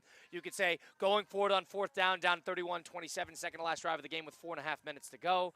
You could say how he handled that last drive of the first half where he just took off 25 seconds on the play clock and gave the Seahawks a chance to score for a touchdown. Where are you at with how this game played out? And is this more about the Seattle winning, or did the Rams miss a couple opportunities? No, I really have no issue with McVay. And certainly pointing at going for 4th and 4 inside the 10. It's only 5. There was under 5 minutes left in the game, guys. Like, if you would have said, hey, you got which do you think is a better chance of winning? Getting a field goal, getting a stop, and then getting another field goal with under 5 minutes left, or completing 4th and 4? Like, I think completing 4th and 4 is the better chance of winning the game there. So I have absolutely no problem with what he did there, especially you got a potential Hall of Fame quarterback in Matthew Stafford. Look, Seattle's better. Seattle's better. They won 2 out of 3. Matter of fact, the first game of the season, the game that they lost at Los Angeles, you can make the case Seattle played better in that game too. All right. Seattle won 2 out of 3. They had the best record in the NFC the entire season. They had the best defense. And by the way, guys, they were up the entire game. I mean, I know there was a moment there where the Rams took the lead. Was it 13-10? Something like that. The Seahawks were up the entire game, all right? The Seahawks were the better team. And Zaz, a lot of people are down on, Shula, the defensive coordinator there for the Rams. Yeah, we're out. How about that? We take too many head coaching calls in the that was bad. And Zaz, Cooper Kupp, it was the first down, which Colin, listen, if I'm going to get on McVay, it's going to be that situation where are you going to challenge? Are you burning a timeout? I thought he might have handled that a little bit poorly. And then Cooper Kupp and the penalty, and Shula, to Colin's credit's taking all these interviews. All of a sudden, that Rams defense was a sieve to Sam Darnold and the Seahawks. I'm a bit out on Shula today, who I think will make a great head coach someday. Well, and I'll tell you what, Jackson Smith-Njigba, how does he get open every play? He's wide open these plays. Like you're not double teaming him. How does he get so open? He's the best player on the field. Yeah, it's funny. I'm sure Brady on the call with Burkhardt was drawing up contract details for Clint Kubiak to join the Raiders ranks right after the postseason is finished. Because I'll tell you what, you could hear it in the broadcast too. I'll tell you what, guys. How good has Brady gotten? He's a good broadcaster. He's good. I agree. I think Brady and Burkhardt are a great team. I think Burkhardt is great at making a big moment feel big. He is officially a big game broadcaster to me. And Brady's fun. He injects a little life into the broadcast. He's good. He loves football, and I think that bleeds through. Zaz, updated depth chart. Down on Romo, high on Brady. Yeah, that's We're out on Romo. Mike- We're high Romo on Brady. stinks. Romo, Mike, I can't stand that's- Romo. Mike, that's what you call the old double turn, all right? Romo is now the heel. Brady's the baby face. That's the old double turn we had this weekend. Jonathan Zazzo with us now on Russo and Rizzo. Zaz, now the Seahawks moving on to the Super Bowl, are you viewing them as the heavy favorite everybody else is? Yeah, I know they're only a 4-point favorite, unless the line moved today. I know it came out at 4. I think it's all Seahawks. I would imagine it. The crowd's going to be interesting there because the game is obviously close to Seattle, but you know the Patriot fan is going to travel very well for this game. All right, so the atmosphere could be interesting, but I love the Seahawks in this game. You know, quarterbacks who are under 24 years old in the 3 years against the Seahawks and Mike McDonald's defense, like the numbers are atrocious. And certainly we're looking at Drake May here. So I think May is going to struggle. It's a second-year quarterback going up against just an incredible defense. And it looks like, I mean, guys, Sam Darnold, that was a very famous draft class. Darnold, Mayfield, Rosen, Allen, Lamar Jackson. And Darnold is the guy who gets to the Super Bowl first. A pretty good story. Yeah, and Zaz, I want to be clear before I say this. Like Vrabel, all right, for obvious reasons, where he's from, where he went to school. Like Henderson, outside of that, I hope the Patriots lose by 35 points. We're tired of the Patriots on this. No, show. me too. I'm Like, yeah, I thought we buried that dog in the backyard, and now it's reanimating. What the hell is going on? I am so out. I'm so out on the Patriots. They followed the yellow brick road. I'll say it. They followed the yellow brick road, didn't play anybody in the regular season. They played cheater, pumpkin eater, khaki pants in the first game. They played C.J. Stroud, who should be playing in the Canadian Football League, and then they played Jared Stidham and a gung-ho head coach who's not taking his points from the backup quarterback, go up 10-0. I am down on the Patriots. I hope they lose by 30 points so I don't have to hear how great of a new dynasty they are now. Guys, can I give you a quick trivia question? All right. This is for Sam Darnold. He is starting in the quarterback. This is his 5th team in the NFL. 5 teams. And he is starting in the quarterback. Only one other quarterback has started in the Super Bowl playing on at least 5 teams. You want to take a guess at who it is? Foles. Nope. Says Trent Dilfer? Nope. Chris Chandler, 1999, Atlanta Falcons. Would have never guessed. It's the only other time. Would have never Foles guessed. must have been at 4 because he played in a number of teams. Maybe after. I think after, right? He went to the Jags. The Bears, because he was on the Bears afterwards. The Bears. Yeah. Okay. Remember, it was him and Zaz, Fields. where can people tune into you if they want to listen to more? Zaslow Show 2.0, wherever you get your podcast, just search Zaslow Show 2.0. Please like, rate, comment, subscribe, do all that. It's great for the algorithm. Do all that good stuff. And every episode is presented by Anajar and Levine, Accident Attorneys, 800-747-FREE, 800-747-3733. Zaz, we appreciate it as always. Looking forward to talking again soon, all right? Great job, guys. See ya. That's man Jonathan Zazzo from the Zazzo Show 2.0. Colin Russo and Mike Rizzo from the SoFi Center, TGL tonight. We'll take a time out on ESPN 106.3.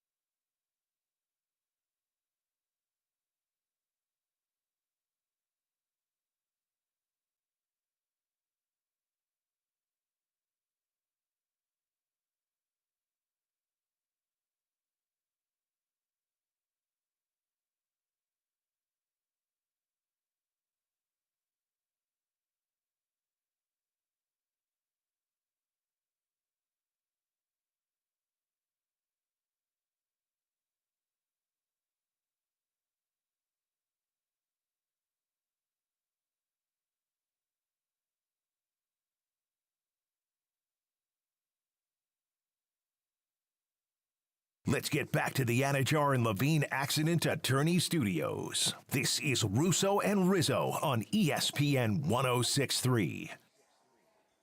Colin, Russo, and Mike Rizzo. We still got some NFC Championship to get into. We're up until 7 p.m. today. We were up until 7 p.m., so stick around. We got a packed program. Still going to do a lot of NFC Championship discussion. We also have our youth basketball postseason tonight. But first things first, if you're driving down 95, A1A, you get into a fender bender, a car accident, truck accident, slip down the stairs, you never know what can happen. But my friends Mark Anajar and Glenn Levine at Anajar and Levine Accident Attorneys, they're the type that like to fight for you. I know with Anajar and Levine, they got my back, and they can get yours too. And they don't even charge you unless you win. They work tirelessly to get you the maximum compensation that you deserve. Don't settle for anybody. Don't settle for any mediocre attorney. Demand the top of the line. Go demand Anajar and Levine. Take that one phone call. Take back control of your life. Don't wait. Call the free consultation today.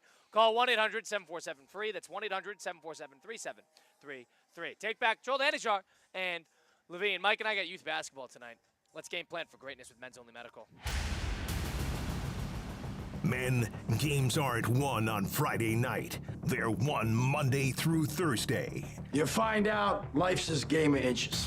It's about preparation, it's about discipline, and it's about showing up ready to dominate. That's gonna make the difference between winning and losing. And now, your game plan for greatness. Brought to you by Men's Only Medical. Visit mensonlymedical.com. Clear eyes, full hearts. Let's go play some football. Let's go, Folks, we talk about Doc Al all the time and the concierge healthcare service where if I got something going on, I could call Doc Al on his personal line, get everything figured out.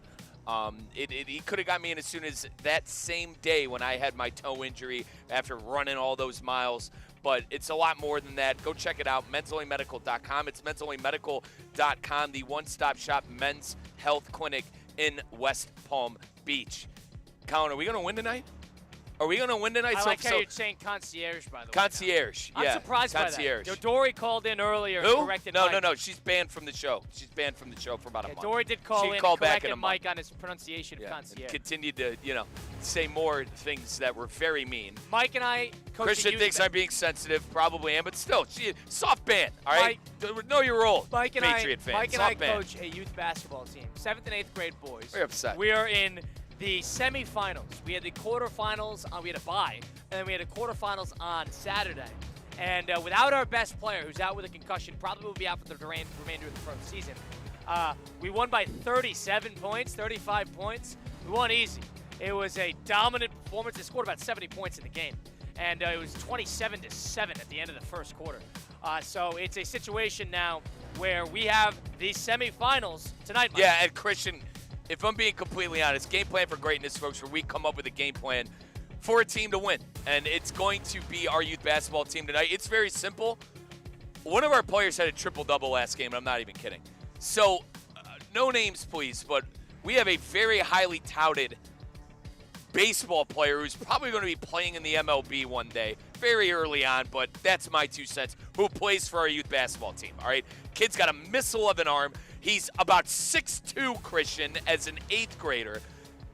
He had a triple-double. And listen, he's athletic, too. I'm getting the ball to our big man. That's my game plan for greatness. I think it's that simple. And we must neutralize one of their players. Correct. Their opponent's best player. I was trying to think of a way to think of that. This team has been our kryptonite a little bit. The thing about our youth team is when they play the way they're supposed to play, they blow teams out. Best team in the league. And it's what I mean by that is you play defense and you let your defense forward your offense. We push the ball as good as any youth team I've ever seen. They push the ball down the court. You get 15 layups a game just off of fast breaks. You play your cards right. And that is the way to win in youth basketball, is beating teams down the floor. Play a little bit like an AAU team, like an inner-city AAU team that plays hard defense. The top 2 guys on our zone defense, I know zone defense, I get it, but zone defense are very active defensively, active hands, couple steals a game from up top, and outside of that, rebounding the ball, protecting the paint, and pushing the ball down the court. If they do that, they're going to win the game. And this is Men's Only Medical's game plan for greatness, where we try to figure out a path and an avenue to victory. If you're not running a 2-3 in this league, you're absolutely trolling. This is a 2-3 league. the kids aren't good enough to make you pay from behind the line. There are a couple, all right? For instance, Uncle Steve has a shooter on his team, all right? We struggle with the 2-3 when he's on the court. But other than that, and a select few teams, we're begging you to shoot. We're begging you to shoot because we have athletes on the other end. Even if you do play 2-3 against us, we're going to get to the basket. Give the ball to the player who had a triple-double the last game, and I think we're good to go. Move the ball. That I like too. it. Move the ball. They moved the ball very well last game on Saturday. Yeah. You know, a lot of assists. Yeah. A lot of probably assists. 20, probably 15, 20 But, like, assists. it's funny because, you know, like, when Colin and I tell them to do something, and then when they do it and they have a smile on their face while doing it, Colin and I just can't help but to laugh. For instance, when our no-names, you know, when he rolled to the hoop and he got it, we're like, see? You know what I mean? So, like, it's gratifying to see that, too, on a coaching's end. But, yeah, if we win this, we're in the championship, which no then shooting turns threes, to – and no threes. Yeah. Okay. By the way, that was Game Plan for Greatness presented by Men's Only Medical. Men'sOnlyMedical.com. Stick around. We got another hour coming up from the SoFi Center for TGL. This has been Russo and Rizzo on ESPN 106.3.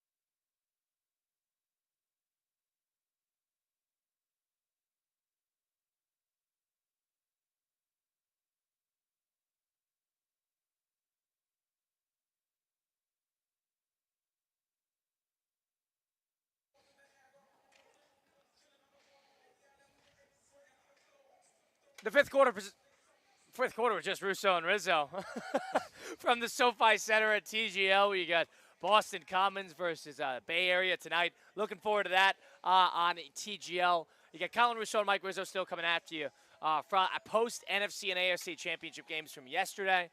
A couple storylines to get into. Well, nonetheless, 888-760-3776. We'll loop them in one more time. Christian Catt, our producer behind the glass in the West Palm Beach area. Christian, hello. Damien Perez, hockey sub, as they call it. Can I do something quickly with Damien? Go ahead. Damien, how about Manchester United doing God's work and beating Arsenal 3-2, at the right? Emirates? Yep. Yeah, there you go. 3-2 with Mateus Cunha doing the surf. Brother, I'm drunk on Michael Carrick. I got to be honest. I'm And drunk not on just Michael Arsenal. Carrick. It was Liverpool before that and Manchester City. So, I mean, safe to say you're almost back.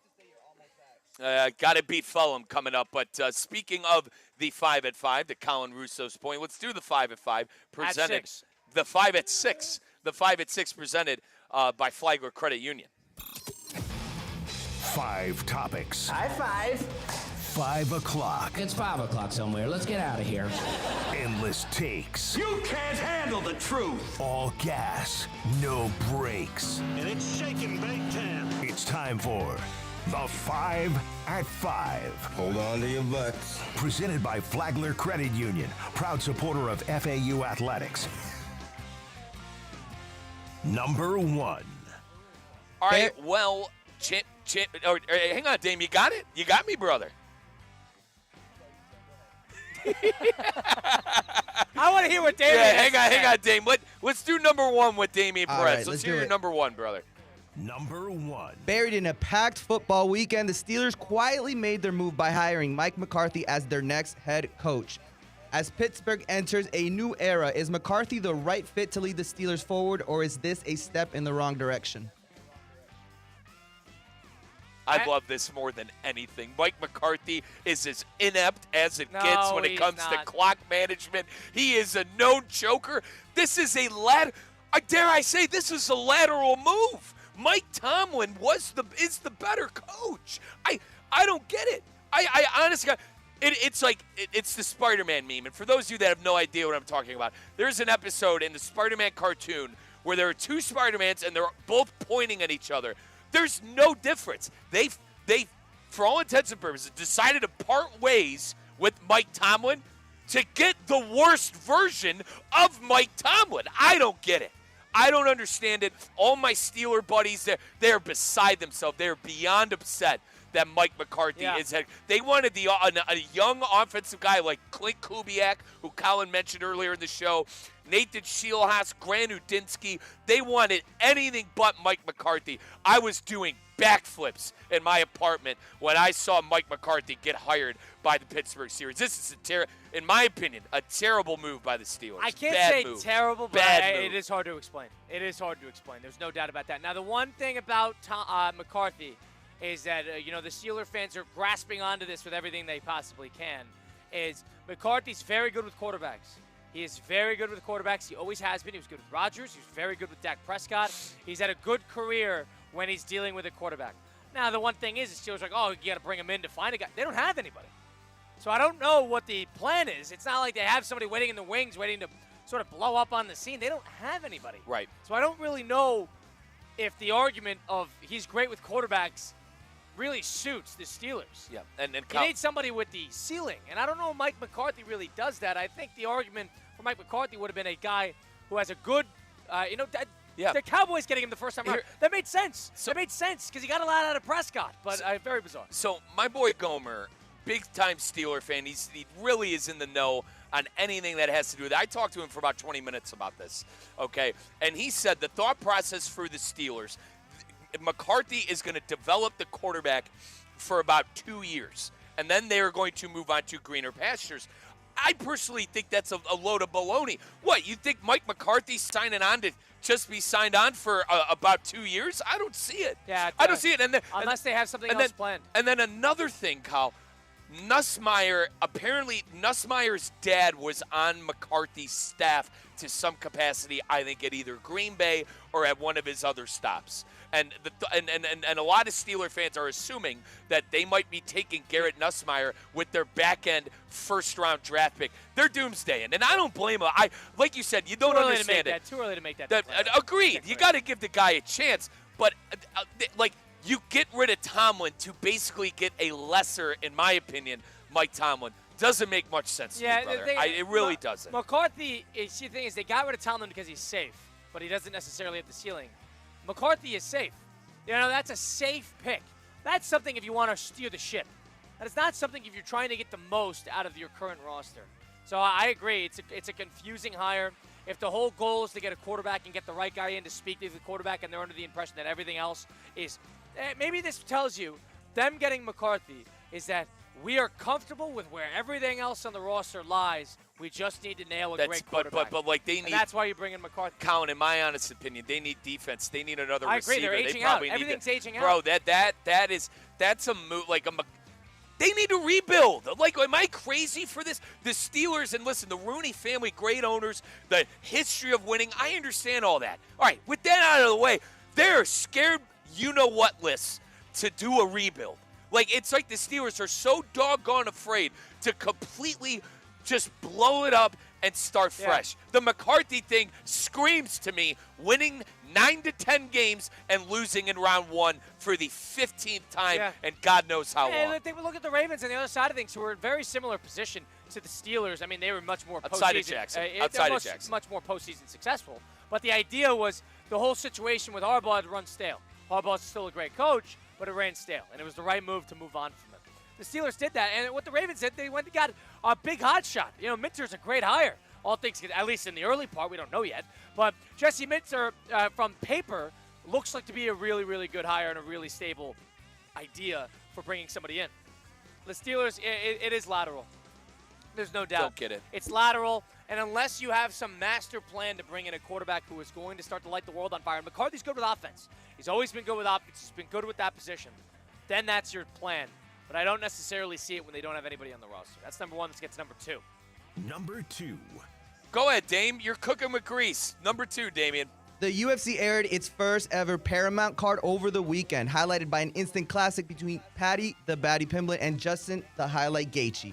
It wasn't a pay-per-view, and moving forward, none of these Paramount cards will be. With the product now easier to watch, is the UFC dropping pay-per-view an advantage for the sport, and does it make you more likely to tune in regularly? Is it not the most outdated thing in the world to have pay-per-view? It is. It's so outdated. It's so funny. My dad would tell me back in the day, he'd be driving back from a radio gig to watch the Tyson fight at his buddy's house in 1988, 1990. We're done with the pay-per-view, all right? It's just outdated. I don't even know how to buy it. Brother, Colin, you know me. They make you buy it on ESPN. I am Mr. Subscription Guy. I'll spend my money. I love capitalism. I'm a red-blooded American. I have no issue spending money. I don't even know where to find pay-per-view to spend my money. Yeah. This is a long overdue. And I watched it, and I tuned into the fight. You know why it was great? Because you're not beholden to watching the previous parts of the card, because you can turn it on like you're watching a game. Yep. You pay the pay-per-view. All right, we're watching the whole card. Yeah, we just spent $65. Right. You got no choice. We're sitting there, and the rest of the card was not very good. Yep. The rest of the card stunk. I only watched I watched a little bit of the O'Malley fight. I watched a little bit of the Lewis fight. But I just turned it on for the main event. I turned it on for Gaethje Pimblett, and I was very, very pleased with my experience. So I was very happy with how that went. And I'm very happy that Paramount Plus, and I had Paramount Plus, so I'm lucky in that regard. And Colin, they announced, too, they're going to start these fights earlier. It's going to be an hour. They're going to start the fights, the preliminaries and stuff, an hour early to when pay-per-view did. Yeah. So maybe I you're had a tough time staying up. Maybe you're not. Maybe you're not up to at a godforsaken hour and could actually watch the fight. Boxing is where that's a major problem. Right. A boxing match will start at 12:20 and end at 1:30. Oh my God! I'll give this credit. I made note of it. The Pimblett and Gaethje fight on UFC on Paramount Plus started right around 12. And it ended at around 12:32. Okay. So you can't complain too much about that. After all the interviews, you were done, ready to go to bed around 12:30. Yep. So I like that, and I thought it was a great fight. I'm not a big UFC guy. I don't watch every fight. I don't know. I know the big guys, and I've watched a number of Gaethje fights. But I have a lot of respect for how Pimblett handled that. Awesome, really a lot of fun, and thank God it has moved away from pay-per-view. The new wave is streaming. This is me pro streaming, first time in a while. First pro streaming, we're done with pay-per-view. Yep, and we love the UFC. Our good buddies over at Good Greek, the new movers. How about that? Spiro and the boys are the new movers of the UFC. Damian, let's move on to story number 3. Number 3. And obviously, the 5 at 5 presented by our good friends at Flagler Credit Union. You can do business, you can do checking account. Go get started with Flagler Credit Union, the local name that you've known for years here in Palm Beach County. Alrighty, the NFC Championship lived up to the hype as the Seahawks faced the Rams. Did the better team win, or did coaching and late game execution like mistakes on special team make the difference? Well, it's funny. It's always special teams at the Rams. It has always been for years special teams for the Rams. So 49ers, outside of this year where they had good special teams, they have always, for years, been a terribly run special teams organization. The Packers, again, kicking always stinks. I mean, the punting always stinks. They have never, these offensive-minded guys, again, I'm going to circle back to them. Their special teams is never great. It is never, ever great. And it was not a good, again, for the Rams. It wasn't the reason they lost the game. It was the reason the game got out of hand, but it wasn't the reason they lost, so to speak. I think there was a number of other plays you could point to, but the better team won. Seahawks are better than them. Seahawks are better than them. And spare me that, and for those of you arguing for the Rams today, get off the field, bro. Listen, I love the Shula family. All right, Don Shula went to John Carroll University, which is our backyard in Cleveland, Ohio. All right, we love the Shulas, but I'm down on the defensive coordinator. I'm down on Chris Shula. A little bit like on him. Aaron Glenn at the end of his tenure for the Lions. I'm down on that. That was a bad game plan. You mentioned Clint Kubiak earlier in the show. I mean, it's like you got pantsed in the ball game. Jackson Smith and Jigba was wide open the whole game. And how about Cooper Kupp? And by the way, they lost the game because they couldn't get off the field at key moments to get the ball back. Two bad third downs in that final drive. They finally cut the game to 4 points. And then they don't get it on that fourth down, that fourth and goal that they went for. I had no problem with them going for that, by the way. Hall of Fame quarterback down 4, don't trust the defense. I think you go for it there. No problem with that. What we did have an issue is not getting off the field at key moments, and Shula, to Colin's credit, doing an Aaron Glenn, taking interviews and doing everything but what it seemed, getting ready for the task at hand. I'm down on him today. Number 4. 4. Number 4. Shedeur Sanders is headed to the Pro Bowl after multiple opt-outs and injury replacements, but with limited team and individual success this season. Does this raise questions about how Pro Bowl selections are actually decided? It's a waste of time. Never in my life. Absolute waste of time. I've never been big on the Pro Bowl. I've never been big on it. I've never really followed it ever in my life. AP All-Pro is what I look at. Yeah. I look at All-Pro first team and All-Pro second team. Pro Bowler means absolutely nothing to me. This just adds fuel to that fire. My opinion was the same before this situation. It's just stupid. If the NFL should want this, because this loosens the validity of that entire event. Now, sadly, more people will watch with the young man in it. That's the only reason why I think compared to the NFL numbers. Correct. I don't think they're necessarily worried about it either. If I can, boys, let me talk about my football team for a second, because I can't wait until the story is about the Browns winning and not about, Shedeur Sanders, if it's making a Pro Bowl or his celebrations or whatever. And personally, I barely even blame the young man. I mean, obviously he's done some things to warrant criticism, but it's more so everything that just comes with him being Coach Prime's son. I'm done with it. I'm a little over it. I don't think he's the franchise quarterback. I think he could be a serviceable quarterback, but I can't wait until the Browns are remembered for winning and not quarterback nightmares and the general manager making candidates write an essay and then do card tricks and magic tricks. I'm so tired of that football team. Let's do number. Well, hold on really quickly. Grant Udinsky pulling out, the Jaguars offensive coordinator pulling out. Yeah, because he didn't do his homework. Because I heard he didn't do his homework. I mean, Andrew Berry is running a head coach interview like you've never seen before. I joked around. I said, "What's next? Card tricks? Is he going to find me the jack of clubs and is he going to pull it out of the back of the deck? Can you give me a head coach? You're in the second team to fire your damn coach. Give me a head coach." Number 5, Damian. McDaniel pulled out. Udinsky pulled out. Give me a coach. Enough. Enough with the homework and the essays, damn it. Nobody What are you wants going to that make? job. Listen, I know I was hard on McCarthy the recent segment. Are you going to make Mike McCarthy, a Super Bowl winning coach, friggin' write an essay? Come on, man. It's a joke. You're Mickey Mouse. You're at the Magic Kingdom with the kids. Enough. Let me hit the button one more time. Number 5. Well, after a long and exciting season, the matchup is locked in. The Seahawks and the Patriots are set to meet in the Super Bowl, featuring two very different paths to get there. On a scale of 1 through 10, how excited are you for this Super Bowl matchup? It's a 5 or a 6. I look at that AFC. I was watching that game yesterday and thinking, boy, this was Jacksonville's conference. They could have had this conference. Buffalo. Buffalo could say the same thing.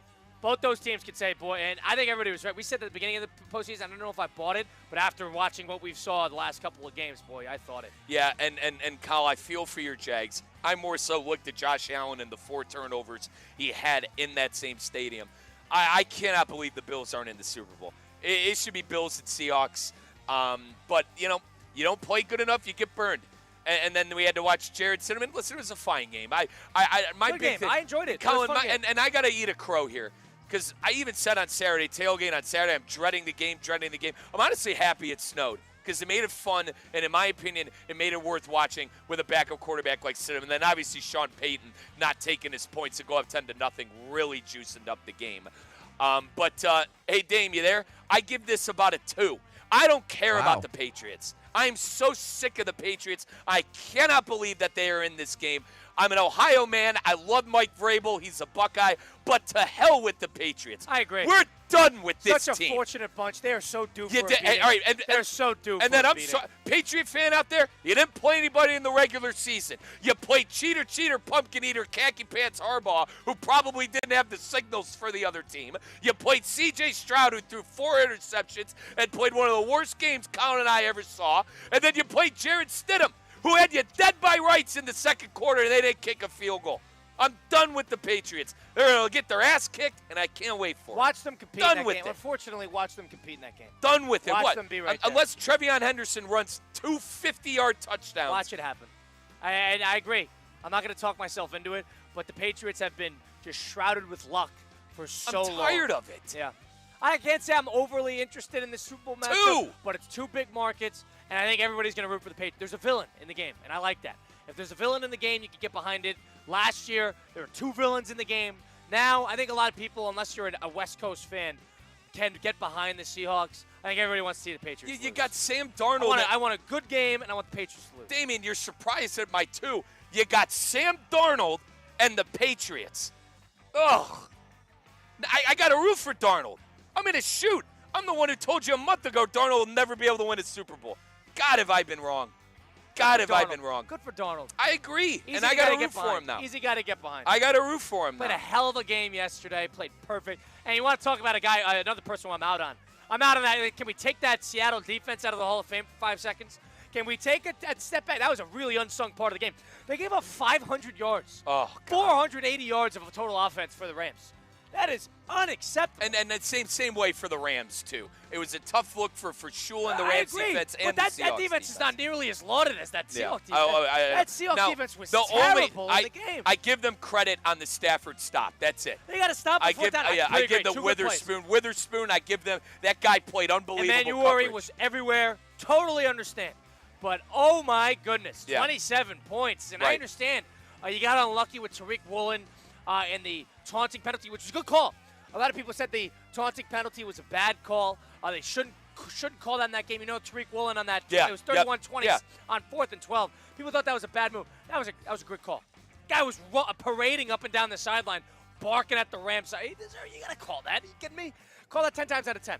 But I am down on that Seahawk defense. Oh, my God. I understand maybe it's just the Rams that have their number. The Rams scored 37 points on them, and then they did it again. Maybe that's a situation in which maybe it's just one team that could score on them. But, boy, did they not put together a showing yesterday. Let's exclude New England's game against Denver because I don't think any quarterback could necessarily play well and have crazy numbers in those positions. But after watching the games before the AFC Championship, do you look at Drake May and give him the MVP? I don't know how you don't can. The votes I don't know are how already you in, can. but I understand what you're saying. I don't know how you Votes give are already him. in. I Like, understand what you're he's saying. not the MVP. Stafford is the MVP in my eyes. Yeah. That You saw offense. yesterday, he was vintage. Dude, He was great. the Patriot offense has been inept for a month. All right, I have to. Stafford was so good in the game. I know the Seahawk defense played bad. I have to sit here and think it's going to be more of the same with that Patriot offense. And I think Sam Darnold, as long as he doesn't get in his own way and takes care of the football, Seattle should be able to handle things. Darnold won them that football game. That was Darnold. That was Kenneth Walker. That was Smith-Njigba. That was all those players. But it was Darnold that made a couple key plays. You know, that third down conversion to Smith-Njigba on the right sideline. He had that great deep ball to Shaheed to open up the defense early in the game. He had that great third down conversion on 3rd and 7 with 2 minutes to go to Cooper Kupp, which you could have argued was a catch. We'll get into that a little later. But Darnold made a lot of key plays in the game. Darnold played an excellent football game. Darnold is a good chunk of the reason why they won. So good for him. And the Rams are sitting there down on the defenses on both sides. They couldn't get a stop. They couldn't get off the field. It's interesting. You're watching the games. When the quarterbacks play great, the game has got so much more to it. You know what I mean? In terms of just offensive, it is pretty to watch. When Darnold and Stafford were firing all over the field, you were totally locked in. Where on the other side, the offenses couldn't do anything, and you were more encapsulated with the idea of the environment of the game rather than the game Battle itself. of the wits, and Sean Payton failed miserably. Who's going to make the first mistake, Right. whereas the Seahawks game almost felt like who's going to get the ball last. Yep. Really is a yin and a yang of two sides. That was the 5-5 presented by Flagler Credit Union. Appreciate Damian Perez for keeping us up over the airwaves and doing the 5-5 there. We'll take a timeout on the other side of things. We'll get into that NFC title game. Was McVay making the right moves on not going for it on 4th down the last play of the game? Did he handle halftime right? Did he handle his timeouts right? We'll get into all that and a lot more. 888-760-3776. Number to get into the program on Russo and Rizzo. Taking a time out here. ESPN 106.3.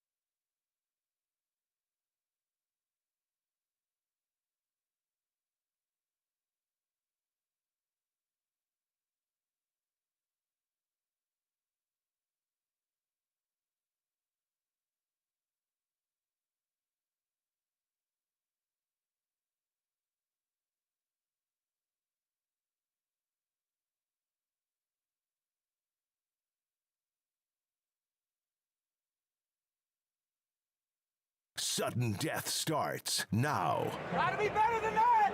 That ain't gonna win! That's not gonna win! This is the fifth quarter. Fifth quarter, Colin Russo and Mike Rizzo, Russo and Rizzo, outside the SoFi Center for TGL tonight. Streaming live on YouTube, Facebook, and Twitter/X. YouTube at ESPN South Florida.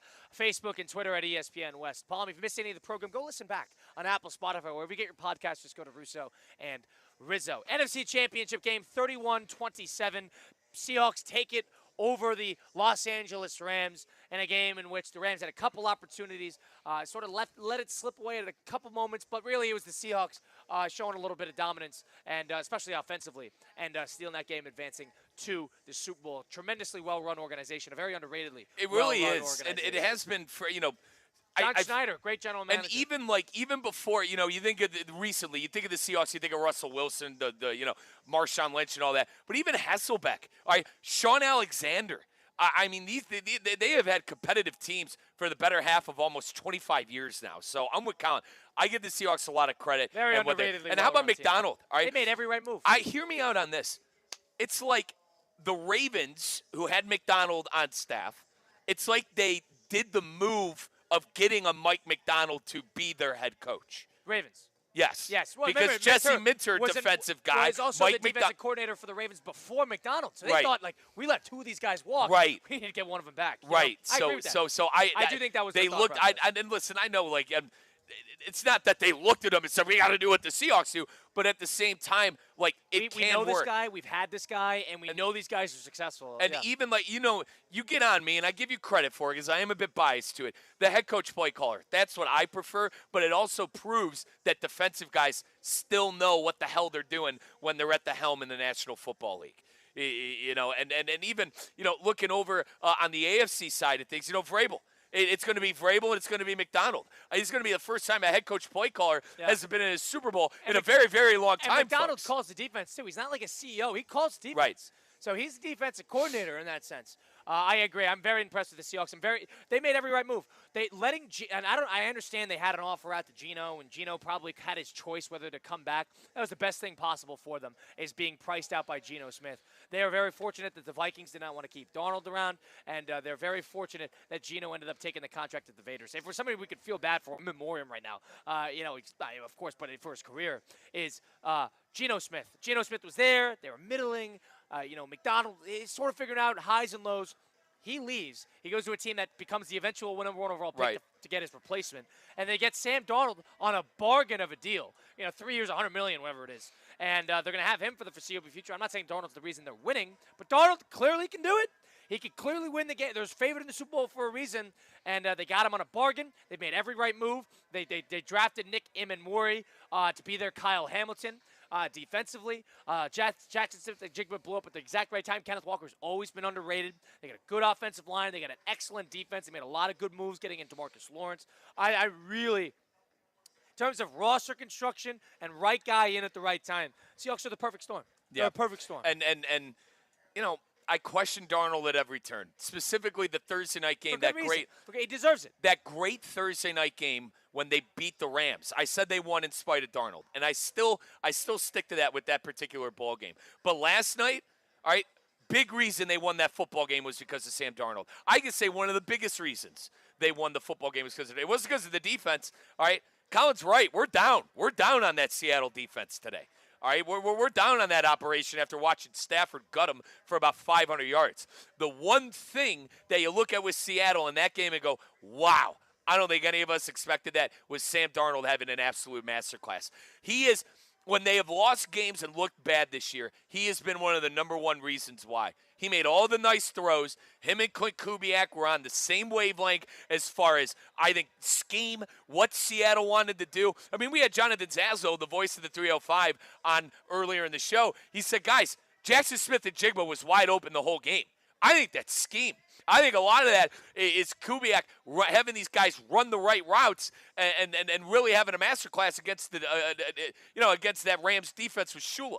So I give Darnold credit. I'm rooting for Darnold in the ball game in the Super Bowl coming up because, I mean, how can't you? What, you're going to tell me I'm rooting for the Patriots? Are you out of your mind? You think I'm rooting for the New England Patriots to win another Super Bowl when they followed the yellow brick road the whole way there? I know we talked about it all show, but my God, how lucky can the damn Patriots get with the cast members that they had? And to go through it one more time for you again in the playoffs.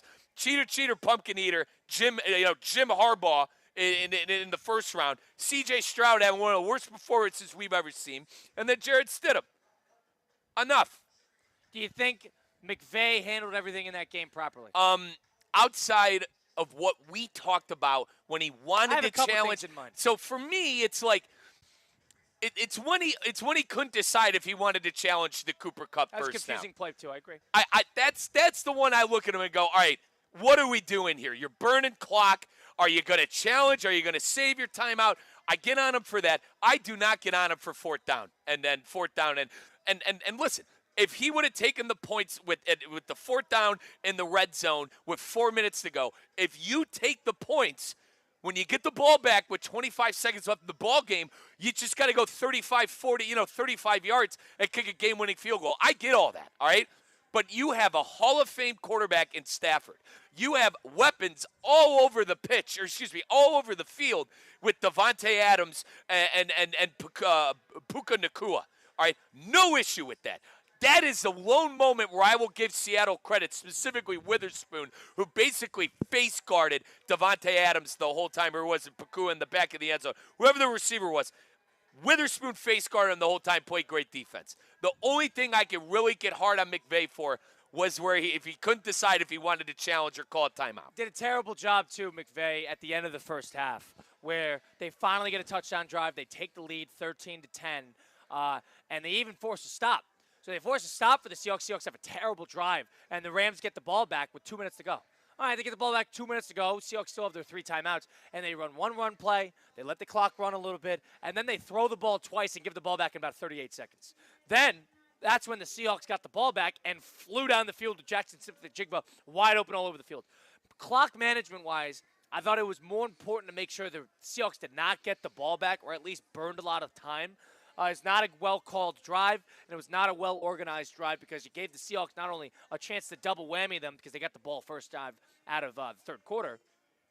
It was not I thought that really hurt the game a little bit because 13-10 going into half in the opposing building, that would have felt pretty good. Yeah. But instead, 17-13 getting the ball back, you're in a good spot. And even after they forced the turnover, that's when the punt return happened, and they scored a touchdown immediately. It was really a 2-possession game from there on out. Yeah. So that's why I thought that there was a very consequential end to the first half. Not only, you don't say that always, but a very consequential end to the first half, which I can blame on. If I could piggyback, I mean, give credit to that Seattle offense before the half too. I mean, to fly down the field. Excellent drive. And listen, like, I've doubted Darnold at every turn, and like for him to put together drives like that, I mean, it truly might be Seattle's year this year. Like you said, watch the doggone Patriots be able to be in that Super Bowl and give them everything they got and maybe even win the ball game. But I am high on Seattle heading into that game. I really am. With the weak opponents that New England is, in my opinion, facing the AFC, I think Seattle deserves a little credit right now.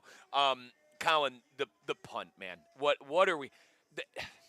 It's always something with those special teams. And he fired his special teams coordinator in the middle part of the year. I just that cannot happen. You finally get the stop in the second half. You finally got that stop in the second half. You finally have a chance. First drive of the second half is like, come on, let's go take a lead back. Finally have that chance, to your credit, get that lead back. Two touchdown drives in the second half, and it's the third quarter. Colin, you know how these things work too. You fumble the bag like that, and then all of a sudden, first play, touchdown. You knew they were scoring. You knew they were scoring on that drive, and it came on the first play right when they took over. Yeah, you never thought they were holding them to 3 there. You could also make the argument that the Rams were very fortunate to be in the position where it's 30-21, 4th and 12, and Tariq Woolen, after the play is over, gets a pretty pointless and brainless, unsportsmanlike conduct taunting penalty. So I think that, and then all of a sudden the next play, that's when they ran after Woolen again on the deep shot to Nacua, and they were able to make it 31-27. I thought that was... They were fortunate to be in that position. They didn't deserve that play.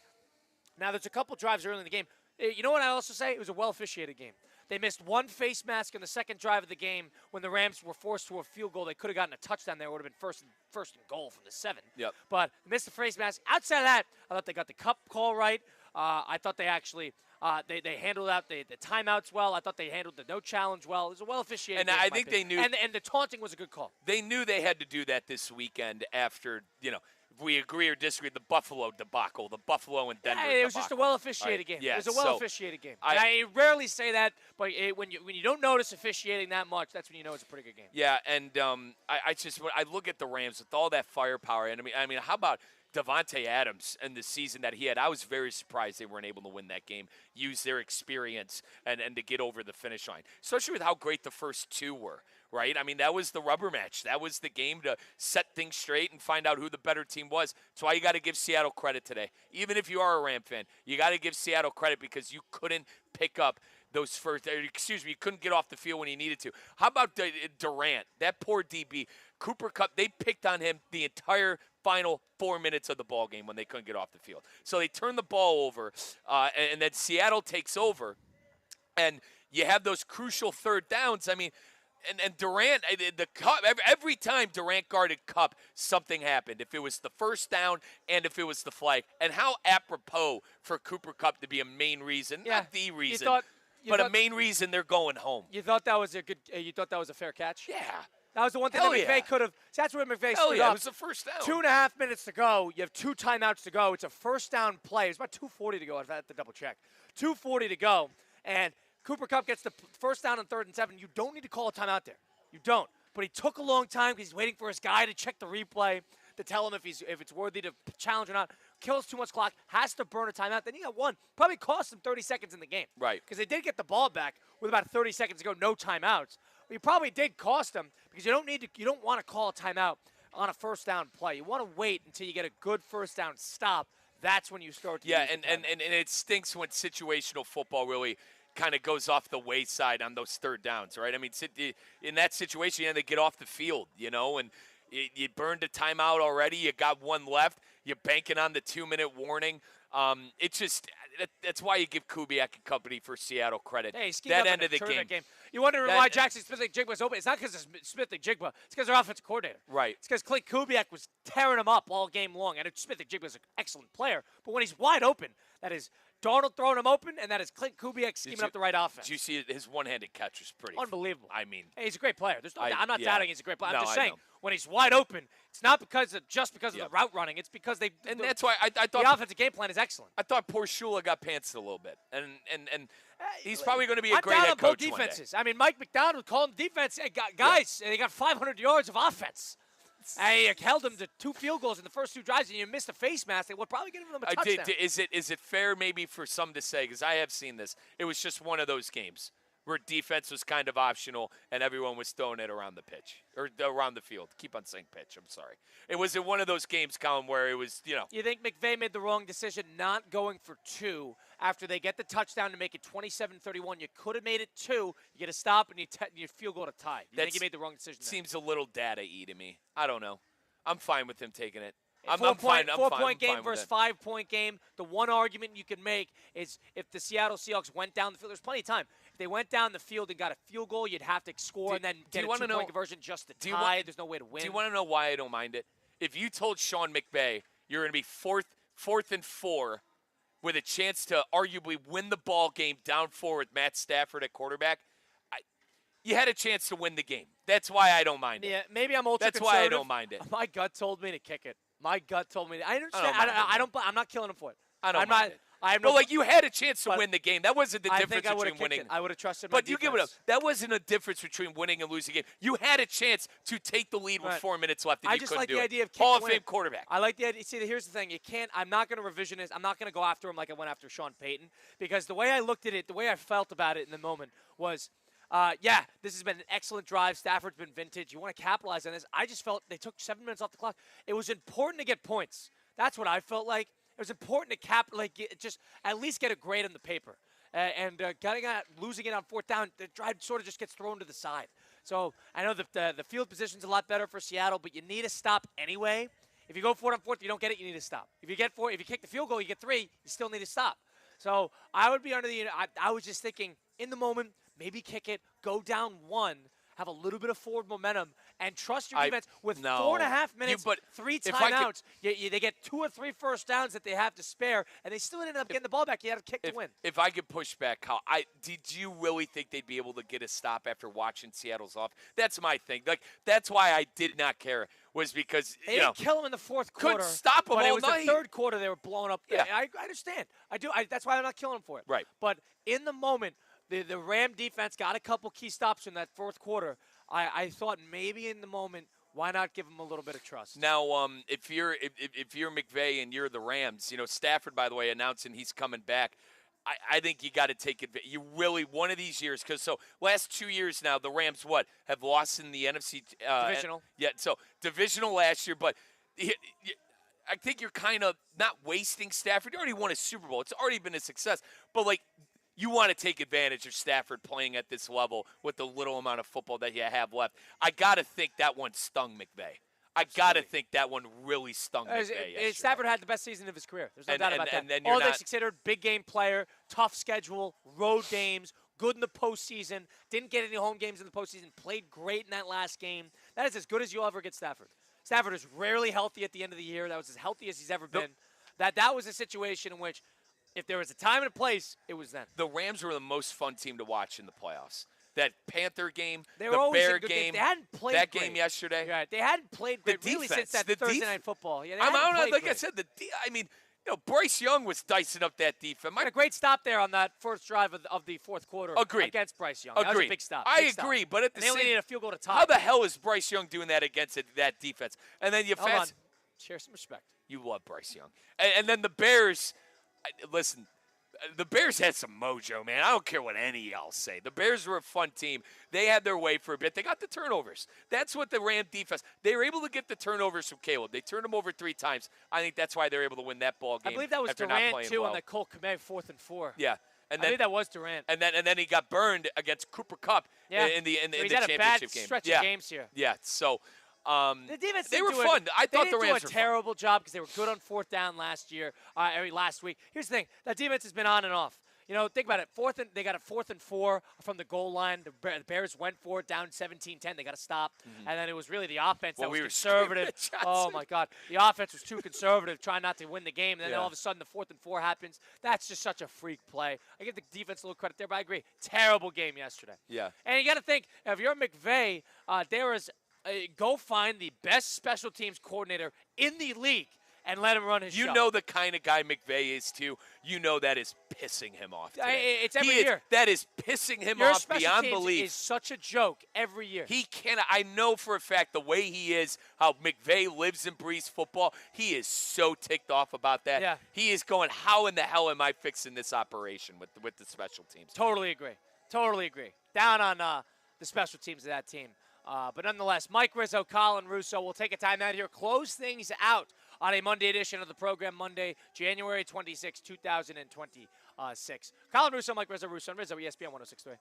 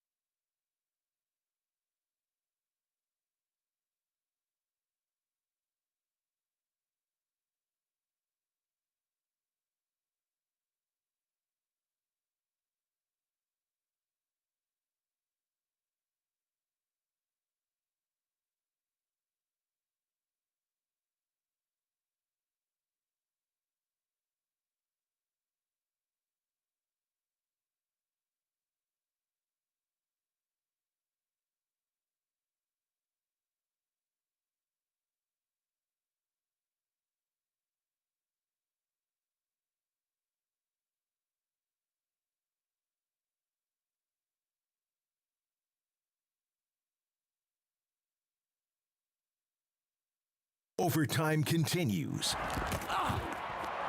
This is the fifth quarter. The fifth quarter with Colin Russo and Mike Rizzo. Russo and Rizzo, ESPN 106.3. Live outside of SoFi Center in Palm Beach Gardens, Florida. TGL starting here momentarily in about 9 minutes. So stay tuned for that on ESPN. Damian Perez is our producer behind the glass at the City Play Studios in downtown West Palm Beach. NFC Championship settled. AFC Championship settled. Patriots, Seahawks. Damian Perez, I'd like to loop you into the conversation. Both games, your thoughts on the Super Bowl matchup, Seahawks-Patriots, and what'd you make of both AFC and NFC Championship games? Yeah, I thought the NFC Championship definitely made up for the AFC Championship. I thought that So once you're down on the game. I mean, the scenes were awesome. Don't get me wrong. The snow looked great, but I just felt like it just lacked competitiveness. I mean, I think the Broncos had 3 first downs in the second half. Couldn't even get 10 yards, which is actually wild. But I think the Patriots, first half, they were kind of they received a scare in that game. But as far as the Super Bowl matchup goes, I'm rooting for the Seahawks in this one. I got to be honest with you guys. Yeah, no one likes the Patriots team. Nobody. The Dolphins fan, trust me. Did you think Sean Payton made the wrong decision going forward on 4th down early in the second quarter when he could have went up 10-0 with a backup quarterback? So I don't know if he knew about the weather that was coming in. Hindsight, yes, wrong decision, but he's always shown he's been an aggressive coach. If he would have made that play, gotten that touchdown, it probably would have decided the game. I would have kicked the field goal, though. So for the record, people Russo and Rizzo are down on. Number one, Sean Payton. Yep. How can't we be down on Sean Payton after not taking your points with backup quarterback? I can't believe Christian was as gung-ho as he was on defending Payton for going for it. That's Christian I cannot through and through. believe I'm not surprised by that. That's how Christian views these but, games. But to get, he didn't, I guess lambasted. But I feel like almost everyone we've talked to is condemning Payton for not going for it. But and number two, I think He said settling. It's the second quarter. Settling. Second quarter. With a backup quarterback going up 2 scores at home, I That's hardly the thing. call that settling. It's the backup quarterback. If you had Bo Nix in there, I think without a doubt you go for it. I can listen to that. I can listen to that. But these coaches have been burned time and time again throughout the postseason, and that is yet another situation in which ultra-aggressive coaching, arrogant play calling burns you in the long run. That's exactly what happened. We're down on Chris Shula, defensive coordinator for the Rams. We're down on the Seahawks defense in general after getting diced up by Matt Stafford. Down on the Patriots. Down on the Patriots. Down on the Patriot fan. Following the yellow brick road. Yeah, Patriot right, so fans. You followed the yellow brick I gotta road. correct this. The yellow brick road is supposed to be hard. Is it? Yeah. I thought it's like It's easy. meant for the whole idea of the Wizard of Oz is you go down the yellow brick road. It has obstacles. All right, all over Mickey it. Mouse. There you go. All right. I've always Mickey said that. I Mouse. didn't always want. I'm gonna have to get it out of the way. Is it? Yeah. You're a movie guy. I could trust you on that. I haven't seen The Wizard of Oz in a long time, but I'm 98% positive And the then- yellow brick road is meant to be difficult. And then we're also down on Dory, who called in and gave me. I'm not down on Dory. You're down on Dory. She got a 1-month ban. Brother, she cut me deep. I'm high man. on the callers. Good callers today. Well, yeah, David had a good call today. Dan and Boca had a good call today. And Good calls today. I guess I could thank her. Concierge. Not concierge. Concierge. Who would have thunk? I don't know. Go see Doc Al. It's my guy, I don't think man. thunk is a word either. I don't care. What are you, the You grammar can't- hold on, police? hold on. You can't I do. don't care. You can't do pronunciation police and then follow. I'm it not up with- pronunciation police. I'm getting policed. I'm getting policed. I thought that, I don't know. She told me I knew nothing about football because I couldn't pronounce concierge. It's an angry Patriot fan. I hope they get their ass kicked. I do. I hope they lose by 35 points. Oh, I'm Dory, rooting you can for call it another one. anytime. No, Dory, you 1 can call month it ban. 1 month ban. You got to say you're sorry because she went deep.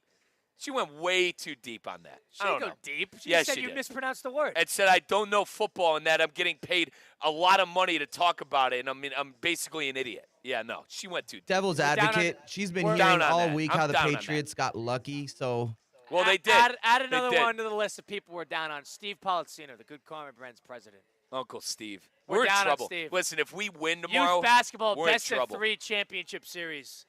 Steve, let's think. If we win tonight, we're in trouble. Yeah, Dude, we're at Sunrise tomorrow. Logistically, we're in a lot of trouble. We're at the Panthers tomorrow for our show 4 to 6, and we have a game. We would have a game at 7:30. That'd be In a Palm major Beach problem. Gardens. That'd be a major problem. Sunrise, Palm Beach Gardens, and we're not just getting in the car and leaving. Let's just say that.